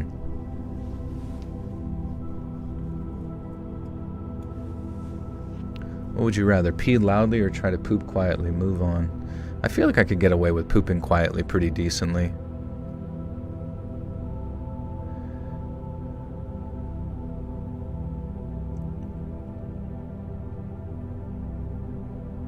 How does one know what forever feels like? I guess there is no real concept of forever. It's just an ambiguous idea that exists past our mortality, right? You do know that you're going to die one day, but you don't know what's beyond death or what came before, so you just call it forever. Can you ask GCB to tell you a dark joke? Yeah. Tell us a dark joke.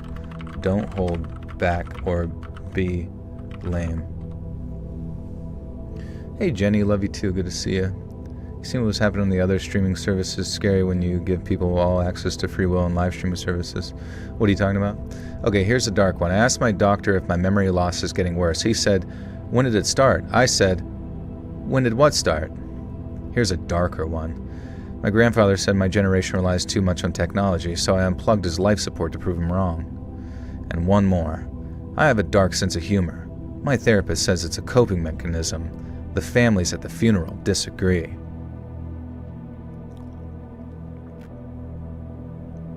Incredible. I should be sent right to the gulag for that one. Okay, good night, honey bunnies. Remember, it's okay to question your own beliefs, especially if they leave you miserable and anxious and negative as fuck. Grumpy even. Be good little chickens. Number 2 was good. Can you guys write me some dark jokes? I'd like to read them.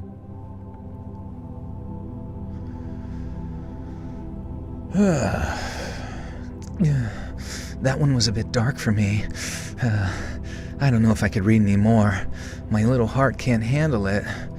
I should probably come in somebody. That's not what I meant. Sorry, I don't have a lot of EXP for this. Also covered in one of those plastic... I'll quote one, but I need your permission before I do. I guess as long as it doesn't say, like, any TOS breaking stuff. Are you sure you want us to do this? What's the hardest part of a vegetable to eat? I know this one. Ebats, thank you for the $2.79 Canadian. The wheelchair. I forgot about that one, but I do know it. It's crazy, I almost missed that. Okay, see you, Sonomi, take care. The only dark I like is when I turn out the light. The only hood I like is... Oh, no. Okay, I guess I need to stop now. I'm gonna get... It's okay, because that's from a Key and Peele sketch. Don't you enjoy that, though? That, like... That's what I was so frustrated about, like, South Park and Family Guy and, like, those... And basically comedy shows in general, is that the things in which we were, like, not allowed to say within social media for over a decade, it was like people's brains were only really okay with certain degrees of, like, offensive humor if it existed within, like, a mainstream outlet, such as Key and Peele, such as South Park, such as Family Guy.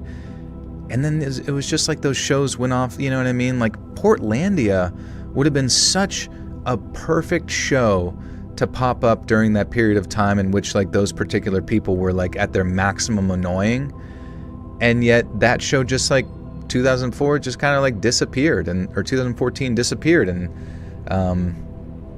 then the, you know, the general permission that people had within the, you know, the culture to make fun of things, it just kind of, like, disappeared for a while. I mean, they still did, but it's like, it was like we had this weird cultural reset where, like, some of the most tame jokes you ever heard had people, like, looking over their shoulders and stuff, you know. It's just kind of stupid. Hey man, how's it going? It's been a while. How's it going? It's going good, honestly. Everything in the world is perfect and I'm happy. Where did Sally go during the explosion? Where? Me and Josh are as excited as two little kids on Christmas Eve, watching them get closer and closer, totally none the wiser that we're sitting there behind all that camo netting.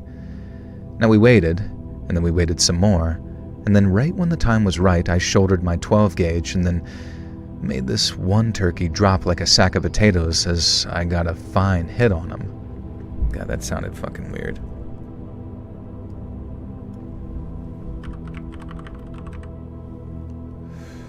Remember the blind racist black guy on the Chappelle Show who was in the KKK circa 2004? Hilarious. Yeah, it's just like that shit was everywhere. Those kind of just like ridiculous, silly, insane jokes where it's just everything exists within the realm of like absurdity and you know, excess. And it's like, I would say like the world was at peace then, like especially like race relationships between people was at like peace. It was like people all just had like a way to like laugh, like, yeah, going back to the 90s. I don't know. It's like, honestly, I'm kind of wondering if like the 80s and 90s probably had the most socially cohesive group of people in the United States for quite some time. Like really no excessive focus upon, I mean, some degrees, but you know what you just realized? What's that? Clayton Bigsby is his name. Yeah, I remember Clayton. Do you still have one more story? Yeah, we got one more story. Oh, fuck. This one's long as shit, too. I might have to read this one and then record the next one tomorrow. The Boondocks was great. Uncle Ruckus is the goat. God, that show was so good, man. It was so fucking good, man. And it's just like, I don't know.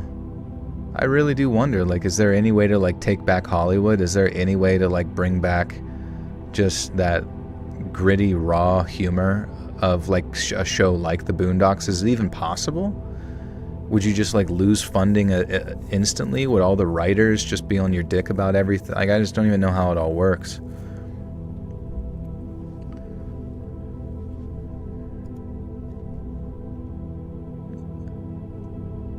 '80s and '90s pushed the envelope and all that stuff despite the problems. Yeah, I mean, the fact that you could just like laugh at home and be distracted, and to me, knowing that there's so much influence from like the CIA and intelligence groups and the influence of like media, right? Going back to the 80s and the, sort of lifting up of, what was it, like, who was the guy that did like the Campbell's noodle soup bullshit or whatever?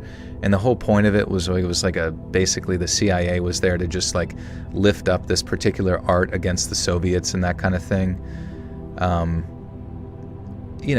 How much influence that these intelligence agencies have over our entertainment industry, all the way from Hollywood to now social media. Like you saw like with the Twitter files, the fact that the Pentagon had like backdoor access to like everything from YouTube, Facebook, Twitter, everything, literally everything. Who's to say that this like weird sort of amplification of division and the amplification of what is considered offensive is not necessarily directly correlated to their involvement in all of it, right? To divide everyone, to fucking get them at each other's throats, to like check over your shoulder on things you can and can't say. It's fucking cringe as shit. I'd like to imagine it won't work, but we've certainly been, become conditioned to being comfortable with it, I guess.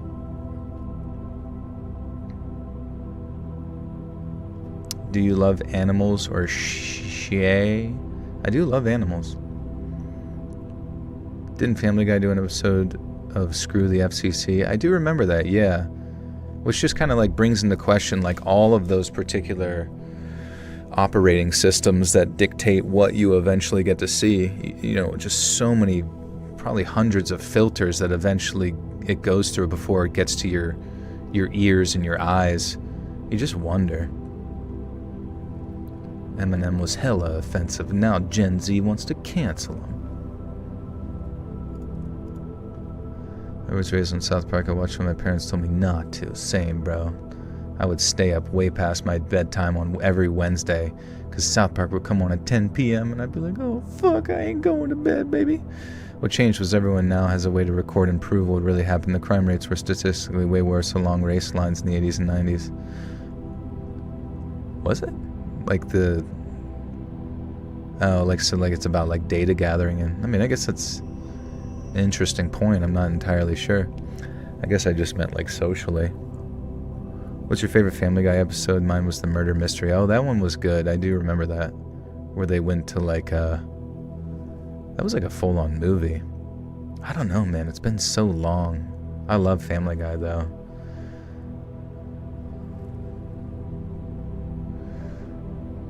Social media is the problem. We were never meant to be this connected. Yeah. It's helped me, though. It gave me a whole ass career. We waited. And then we waited some more. Then right when the time was right, oh yeah, the Star Wars episodes were pretty good. Meet the Calrissians. We waited. And then we waited some more. Then right when the time was right, I brought up my 12 gauge and then made this one turkey drop like a sack of potatoes as I got a really fine hit on him. Josh got another, but mine had been the bigger Tom, strutting all proud with his feathers fanned and his beard swinging. But all it took was one pull of my trigger and he flopped off in a puff of feathers. Now we traded a few high fives, got to dragging these birds back to the truck, which made for one heck of a workout, as I'm sure you're familiar, and then started on the field dressing then and there, and then so we wouldn't have to mess with it back home. Now we were knee-deep in feathers and guts, squatting by the birds and trying to get them cleaned up before the sun got too high and warmed things up, because Lord knows poultry smells like ass when the warm air starts hitting it. Hey, Campbell, Daphne, Rando, thank you for the 10. Appreciate you. Anyone remember how dark Ren and Stimpy was? Yeah, that shit was nuts. Some of like the pre-drawn stuff. You hear about Clavicular almost dying on last week? Dude, I'll be honest with you. Clavicular seems like a robot. Like, I kind of understood a while ago whenever like Andrew Tate was considered like the devil of the week or whatever, where you see him all over the place and he's considered like a contentious figure and stuff. But I don't know. When I've seen stuff of like Clavicular, he seems really, really boring. He doesn't have any opinions. He doesn't have a lot of emotion. Like, sure, he's pretty, but there's also like a vibe of prettiness when I look at him that like seems closeted gay. You know, just from a glance, just giving him like a once over, I'm just like, that looks like a gay guy. You know, because he doesn't look particularly strong. He doesn't seem particularly intelligent. He just kind of seems like he's a thing who has mental illnesses. I mean, he ran a dude over, right? And then he's shooting alligators and shit or whatever. But I mean, this idea that he's supposed to be like some sort of like masculine Andrew Tate sort of like fill-in for the next generation of sorts. I don't even know what the goal necessary, but that he's autistic and on all the drugs. Well, that would make some sense. Yeah, he definitely seems like he has like this sort of like Generation 1 AI robot vibe about him. A lot of influencers AI, it's been that way for years. Probably he's not even a real human being. Imagine if he like finds out on stream that like he gets hit by something and then he sees he has like robot parts under his skin. He's in cahoots with Peter Thiel. I did see that. Peter Thiel wanted to like meet up with him. But I honestly think a lot of that had to do with a twofold thing where he wanted to, you know, probably pay, you know, him to make everybody feel really dissatisfied with their appearance and all that kind of stuff. But also simultaneously, I think Peter Thiel really wanted to have sex with Clavicular, which is fine. You know, if you're gay and you see that little fine piece of ass coming your way, like, would you not give him a little bit of money? The handsome pretty boy gays I know are way more expressive. Well, that's why I think he's more of like a deeply closeted one or something. Like there's just something about that there. Like my gaydar is going like off the charts. Peter Thiel, the reptilian.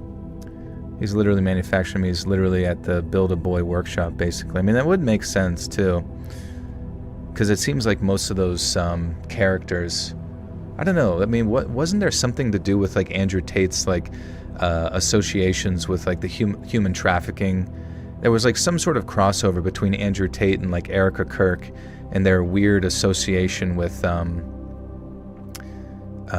some sort of human trafficking area within Romania. I thought that was very odd. He takes peptides. Well, which peptide though? Because I take a peptide too. I do kind of feel sorry for those early 20s. Don't know Clav's age, but he looks young or younger, who become hyper famous influencers. I mean, yeah, like at that point, it's like you kind of have to just keep escalating stupid shit because he's not necessarily interesting by anything he says. Like his brain is very clearly, or his social skills are very clearly not that fascinating. So he has to just like I saw him interacting with a girl who was mean to him at the club, and he sort of just like goaded her into like hitting him, and then he had his security hold her hostage until like, you know, police came because she assaulted him. Which granted, fuck her, because she's a stupid moron for hitting him, and like also let herself get into her feelings so much that she got in trouble. But also, what the fuck, you know, it's just like so much of his interactions and existence feels so childish and strange, which I guess makes sense because I'm fucking 35, right? So maybe I should think that way. He hated the way he looked, and he's barely gone through puberty before he started looks maxing. And I think he's done the right thing. He's a hot piece of ass now. Do you prefer Family Guy or American Dad or South Park or Robot Chicken? I don't like Robot Chicken. I'm not trying to be mean, but like I never found Robot Chicken to be that funny. Though there was a really funny part where like this robot was being dipped into hot lava, and before he got dipped, he like said a prayer to Jesus really quick. He's like, "Lord, please forgive me for my sins. Thank you, Amen." And he's like, "Yes." And he's like, I get to get into heaven. And then he like was dipped into like, you know, hot lava and died. I don't know why that was really funny. But beyond that, I don't know. Robot Chicken was just kind of, maybe it was hit or miss. I don't want to like talk complete shit on it. But yeah, I've always kind of definitely liked Family Guy, American Dad, all that kind of stuff. Robot Chicken is, yeah. Phone's going to die because I can't find my charger cord. A good night. Hey, see ya, Moon. Take care. Also, it is midnight. I gotta bang this story out and get fucking moving, guys, or I'm gonna be in some hell tomorrow. Did I like King of the Hill? King of the Hill was weird, where like I liked it, because I felt kind of just, it reminded me a lot of like Bob's Burgers, where I'm not like laughing my ass off, but I'm just kind of content watching it. I'm like a kid, it's middle school, it's on, and I'm staring at it, it's animated. I'm like, yeah, that's pretty, Dale's pretty funny. God dang it, Bobby. You know, like, okay. You know, I just kind of felt like how someone feels when I guess they're on antidepressants or something. Like, it's just enough to like tranquilize you or something. Because Lord knows poultry smells like ass when the warm air starts getting to it. Now, Josh started talking about how gutting turkeys made him wish that we stuck to fishing, and how it's easier to gut certain kinds of fish than it is to get the wrapper off a Slim Jim. Now, that part made me laugh, and I turned to ask him what in the hell kind of Slim Jims he's been eating, but I didn't get a chance to get the words out, because before I even opened my mouth, a bullet flew over our heads, and a shot rang out. Now, I think it was a tree that stopped the bullet, but I can't be certain. All I heard was this chunk sort of sound as it landed somewhere behind us. And both me and Josh just froze up for a second. And while I can't tell you what he was thinking at that moment, I couldn't imagine why anyone might shoot at us, so I assumed it was an accident of some kind. Now, we were both crouched still as I yelled out something. What the hell? Hey, dumbass, watch your aim! Now, I didn't really figure it was just some idiot greenhorn who couldn't tell a turkey call from the goddamn echo of one, and I expected to hear an apology, but instead, we got nothing. No answer at all. Just the wind rustling dead in the... thunk. When did Joel start the stream? He started 3.5 hours ago. Joel, have you seen the British version of the In-Betweeners? It's legendary. Oh, yeah, that's... I didn't even know there was an American version of In-Betweeners, but yeah, the In-Betweeners show is really fucking funny. I remember like seeing a clip on Reddit once again. Hey, there's Katie Flowers. What's up, dude? How's the exercise going? But like I remember like someone he pooped on a water slide, and then the poop followed. It was like chasing him down the water slide, and then like landed right in his face. And man, I just fucking lost my shit, bro. After your streams, do you flush out my butthole? Oh, the American In-Betweeners is so sad. It's actually amazing. It's amazingly bad. Oh, fuck. That stinks.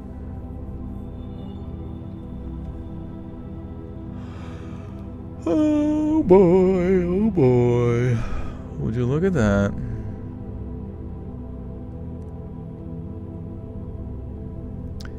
Just the wind rustling dead leaves. And then suddenly, another crack split the air, and a second bullet hit even closer than the first. When it kicked up a clump of dirt no more than 3 feet away from Josh's boot, we both screamed and ran for cover behind the truck. For a second, I thought I could run from my...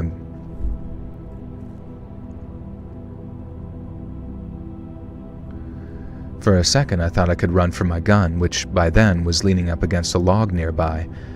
But I was also pretty sure grabbing it meant giving whoever was out there a very clear shot of me, so I realized pretty quickly that we had no choice but to stay crouched and hope the shooter didn't have an angle on us. Now, Josh kept trying to figure out where it was coming from, but it only took a couple of seconds for us to figure out that, at the very least, he wasn't behind us.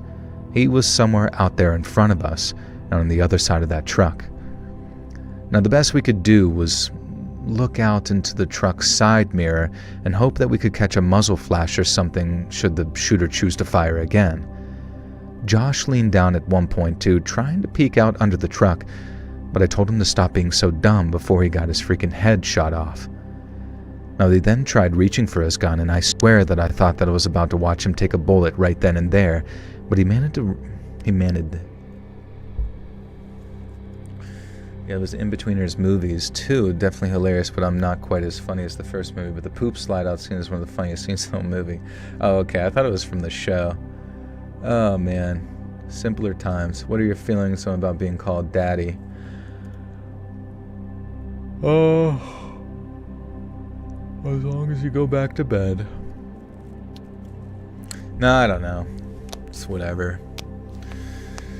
People do whatever they do in their private times. It's none of my business. Do you have PS2 or Xbox original? I actually got the Xbox before I eventually got a PlayStation. But I remember it was like I got an Xbox, and then the following Christmas I got a PS2, and then the following Christmas I got a GameCube. I'm asking my feelings. I don't know, I guess if it's like implying some sort of like, what is it implying? It's implying some sort of like domineer, like I guess like a submissive role or something to like the male partner, right, I assume. And I guess if that's the case, like I wouldn't be entirely opposed to it, though I can see why people would find it to be gross or something if they're like associating it with like family or whatever, but I guess that's not the way that I think about it. Do you ever love your family so much you just can't be around them? Yeah, that was me during Thanksgiving. Would I date someone who has a lisp? Yeah, I wouldn't care. I feel like it'd be kind of cute, you know what I mean? Silly little stupid lisp. You remember the first episode of King of the Hill with Brad Pitt? No, dude, what? I don't remember that one. My first console, the original Xbox, and copy of Halo Combat Evolved. Fun times, epic childhood. It was sick. Also, I saw a sign the other day someone had up. It was almost like a political sign, but it just said, "Let's make 2016 epic." And I don't know why, it was just like so funny. It's like 10 years ago seeing a sign that talks about 2016. What if she looks like Clav and shoots gators? I mean, that's fine. I really have no like definitive issue with Clav as who, like, whatever he is, but to me he just seems like we're so bored. We're so bored with what's going on that like Clav is just like a character that people like have gravitated towards to just like fixate upon, you know what I mean? Like, and I guess that's how it is. It's like, oh, the drama, you know, circuit is pretty slow right now. Let's hyperfixate on like the Saikuno guy or whatever. Or like, let's get back to like hating on Hassan or Asmongold. You know what I mean? It's just like, it's all part of the fucking meaningless brain rot cycle that comes and goes that literally has no consequence to anything, but he has the personality of a peanut. It is quite strange, but the one interview I saw was so fucking funny when someone was like asking him like, what about whenever you get home and you have to take your shoes off, and because, you know, he presumably wears shoes that gives him additional inches of height, and he's like, well, then I tiptoe max to the bed or something. It's just like I'm like, this guy can't be fucking serious saying fucking tiptoe maxing over to have sex. He's just like a little munchkin. It's always pulsates, the meaningless brain rot cycle. Yeah. The mental image of Hank Hill hiding in his closet due to being addicted to a video game is so funny because he's so uptight. It's great. How tall is your shortest friend? My shortest friend. Shortest friend. I feel like I don't have a lot of like short friends. You mean like a guy friend? Yeah, I don't. I feel like my shortest friend is like 5'7", I think. I'm trying to think of other friends that are short. Maybe I don't hang out with them because they can't be trusted. What if they climb into my pocket and steal my bubble gum? My shortest girlfriend. I guess like what? Like 5. I think my shortest girlfriend, 5'1", 5'3". I'm trying to even fucking remember. Do I bully him? Nah, dude. I don't really like I legitimately don't like. There's one thing when it comes to like anybody, and I just do not give anyone shit related to their physical appearance. You know what I mean? You know, because there's so many people, there's so many things that can like make people feel insecure about stuff. But if I'm friends with someone in real life, I just like to sit there and be like, make fun of them about something physical about them. Like, I guess I could see like poking fun here and there, but I honestly don't. I try to avoid even the poking fun because I just don't even want that to be like floating around in their, you know, subconscious, if that makes sense. Because I know how much it affects me, like just stupid shit. My shortest chick was 5'2", the current one is about 5'9". Get a wide range. I'm 6'4", shortest girl I dated was 5'3", never made fun of her. That's good. You're so fucking short, oh my god. Go climb in a mouse hole. You ever seen Jam, one of the darkest comedies I've ever seen? It was made in 2000. I have not. What's that about? Clav is still very young, so ultimately he can always bounce back, but hopefully he stops all the drugs and steps away from the degenerative hookup lifestyle. That's true, yeah. I mean, at the end of the day, like, I don't... You can hope the best for someone, but I mean, I just don't really know what he is. Like, what is he? He seems like more like... It's like somebody wrote the script for, like, the person that does, like, the bad things, but forgot to write, like, NPC dialogue for him. Like, he has no dialogue. He's, like, done all the looks maxing, but he just hasn't personality maxed whatsoever, which I think is kind of something that's really hard to fake. You can't smash your personality in with a hammer, you know what I mean?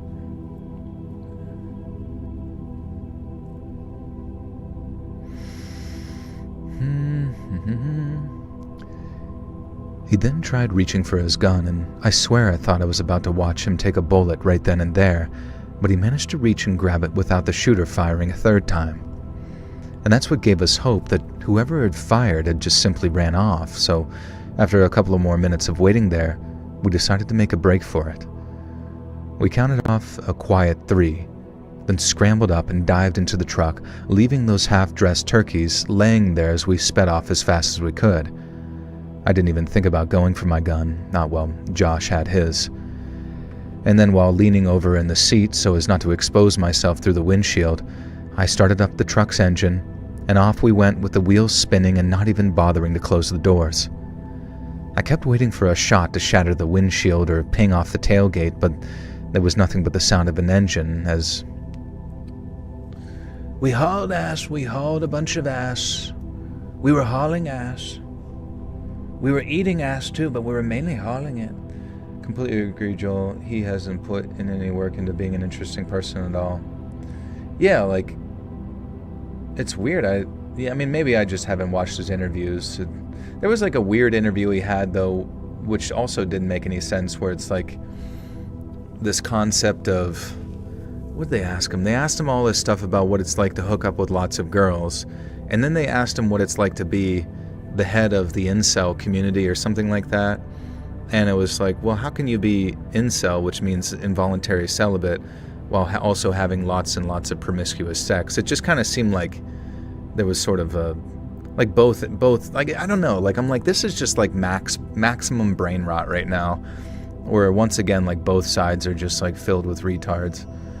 I'm going to continue listening without the chat. I'm getting sleepy, so I'll say goodnight. See you, Suzy Q. Take care. All of these huge overnight fame streamers are CIA creations. Yeah, do you have, like, any connections where, like, Clav could be CIA? Because I am actually curious. Because, like, the first thing that made him popular was the fact that he just, like, was stalked, and at least when I saw him, and then he ran somebody over. I think he killed him. I don't actually know what happened, but... So whatever we try to achieve or do, we just add maxing to it and make it a thing. I think it's just, like, part of the modern vernacular that probably will be replaced by, like, some stupid Roblox bullshit when those kids get older, and then the cycle repeats and it continues, and everybody gets more dumb and eventually uses AI to do anything. Sitting here chuckling at the thought of having the stream playing at work, wondering what some of my coworkers would think of Joel's random Trumpish remarks. I'm very Trumpish. Feeling very bullish. Very bullish on bullshit. Joel, give me some exercise to strengthen my back muscles without fancy gym equipment. Only dumbbells.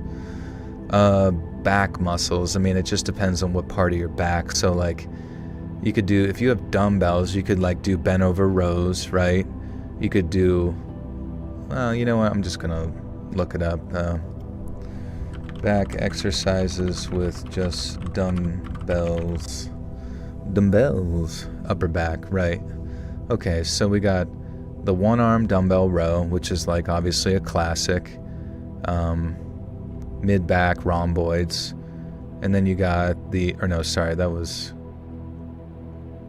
so then you got chest-supported dumbbell row, which is, like, if you're laying on, like, a incline bench, you can just, like, do rows with both of them laying on the bench there. dumbbell row Romanian deadlifts, which is more of like kind of like doing a deadlift type thing, which can support the lower back and your glutes and hamstrings. And then you got dumbbell reverse fly, which is hitting your rear delts and upper back. You got the dumbbell pullover, which is good for your lats and your serratus. Yeah, so, oh yeah, we can put the work. Look, they even look at this AI, bro. Here, we're gonna give you the workout in the chat. There it is, free of charge.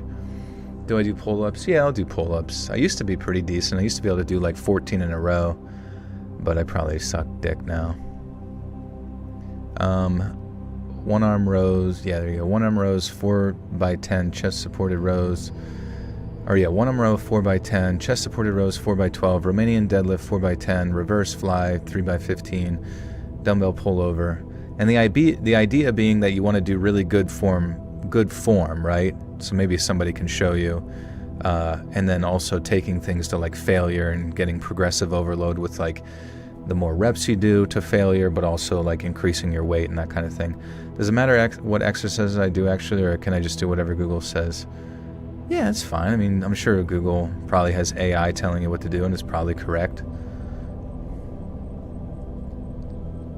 But also, yeah, pull-ups are really good for your back as well. So if you can like figure out how to do a pull-up, or like maybe use a band that you hang from the pull-up bar to like help assist you, that's good too.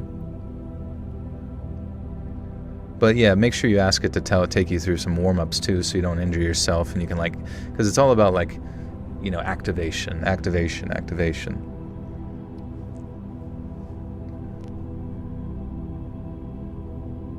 Push-ups off the ceiling, yeah, like Spider Pig. I kept waiting for a shot to shatter the windshield or ping off the tailgate, but there was nothing but the sound of my engine as we hauled ass down that dirt road.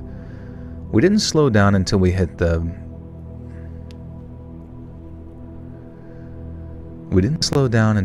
highway, but even then, it took another couple of miles before our hearts stopped pounding like they were fixing to explode.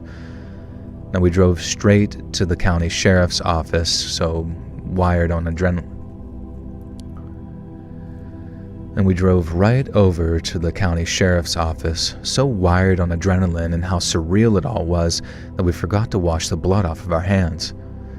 One of the deputies later joked that he thought we'd walk in to confess a murder and hadn't ever been so relieved in his life when we said it was turkey blood and he saw the little white feathers caked in the mud on our boots. Now, once we got as clean as we could in the department bathroom, we both sat down with the deputy I mentioned and walked him through the whole insane ordeal. It felt like talking about a dream. Like it all happened so fast and it made such little sense that describing it all to that deputy felt almost like I was talking about someone else. The deputy took our statements, asked us a bunch of questions, mainly on the location of where it all happened, and that's when leaving the turkeys behind became a good thing, because if the cops found 2 half-dressed turkeys, then they had our spot. The deputy told us that they'd send a patrol out to check, but with it being hunting season, he was betting on it being anything from a stray bullet to some fool playing games. And to us, it felt way more personal than that. But we also figured that the sheriff's department would do a better job figuring it all out than we ever could. And I guess they did exactly that too, as it took them a couple of years. After we gave our statements, Josh and I grabbed some coffee at a gas station, and he talked me out of going back to where he'd been shot at so I could retrieve my shotgun. Although if I had chosen to go back, I'd have found what the deputies did a couple of days later, which was 2 half-dressed turkeys, but no shotgun. And that's what was real creepy, thinking whoever shot at us hadn't run off or run out of ammunition or whatever. They took 2 shots, then watched us drive off, all scared before walking up on where we'd been and stealing my gun. And the whole thing sure did ruin a good hunt, that's for damn sure, and my mother ended up buying a store-bought turkey which tasted like cardboard compared to what we could have had. Now it felt like we'd lost something even bigger than those turkeys and that shotgun. We just never realized how lucky we'd really been until about 3 years later. So, during the summer of 1993, a man named Thomas Dillon was convicted of 5 murders, all of which took place in eastern and southern Ohio. As you can imagine, it was huge news, but it wasn't the number of bodies or even where they killed which really got mine and Josh's attention. It was how this guy killed his victims. Because he didn't stab them or bludgeon them to death, he shot them instead. But he did it from a distance and with a long rifle, like he was hunting people. I heard it from Josh before I put it together myself, and when he called, it was the only time in my life where I genuinely felt my legs turn to jelly. I remember sitting back down on the couch with the...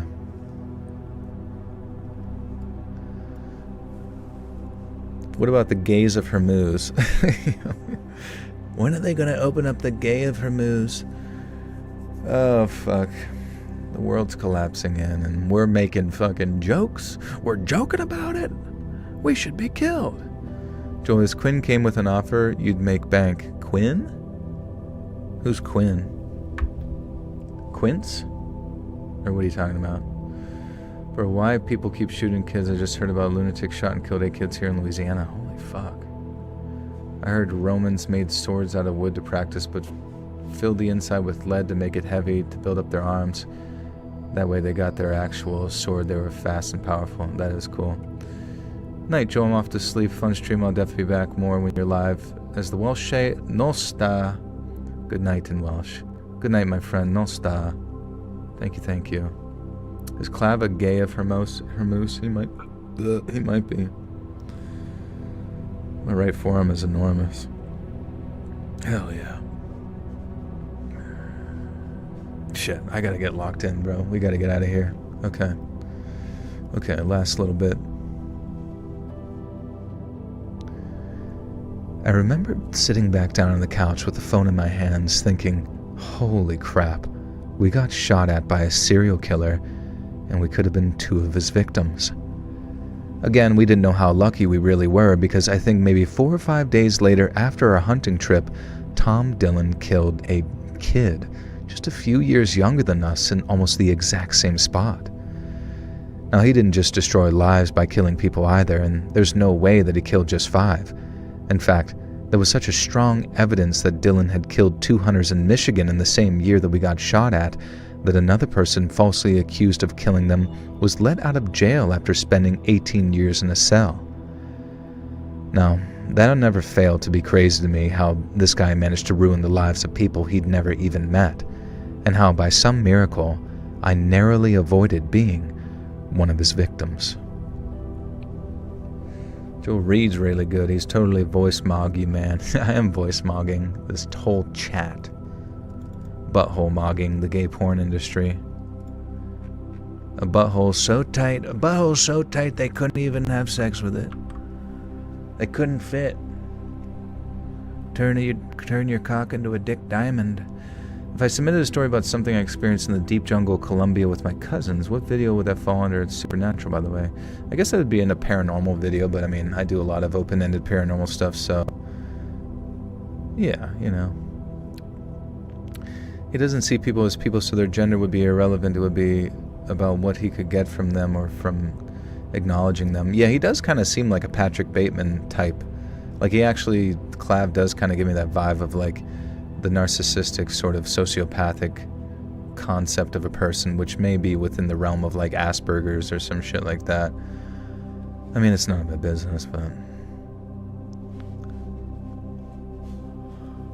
Alright guys, I apologize, but this next one's a little bit long and I gotta go to bed because I gotta wake up tomorrow and do things at normal hours. So, guys, listen. Love you, appreciate you.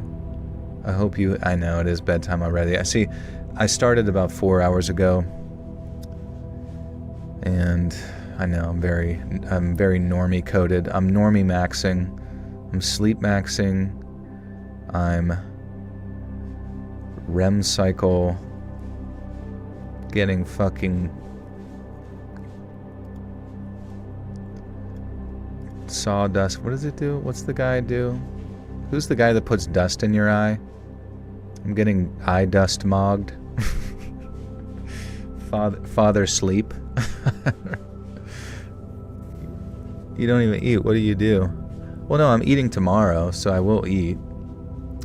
I still got 8 hours left to work.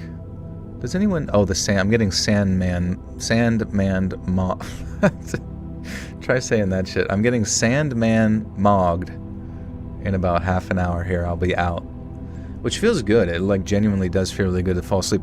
I did have last night when I woke up, my typical, like, after 3 to 4 hours, I did have dude, I'm not kidding. I was kind of wide awake and I'm like, fuck, I can't fall back asleep. A fucking spider.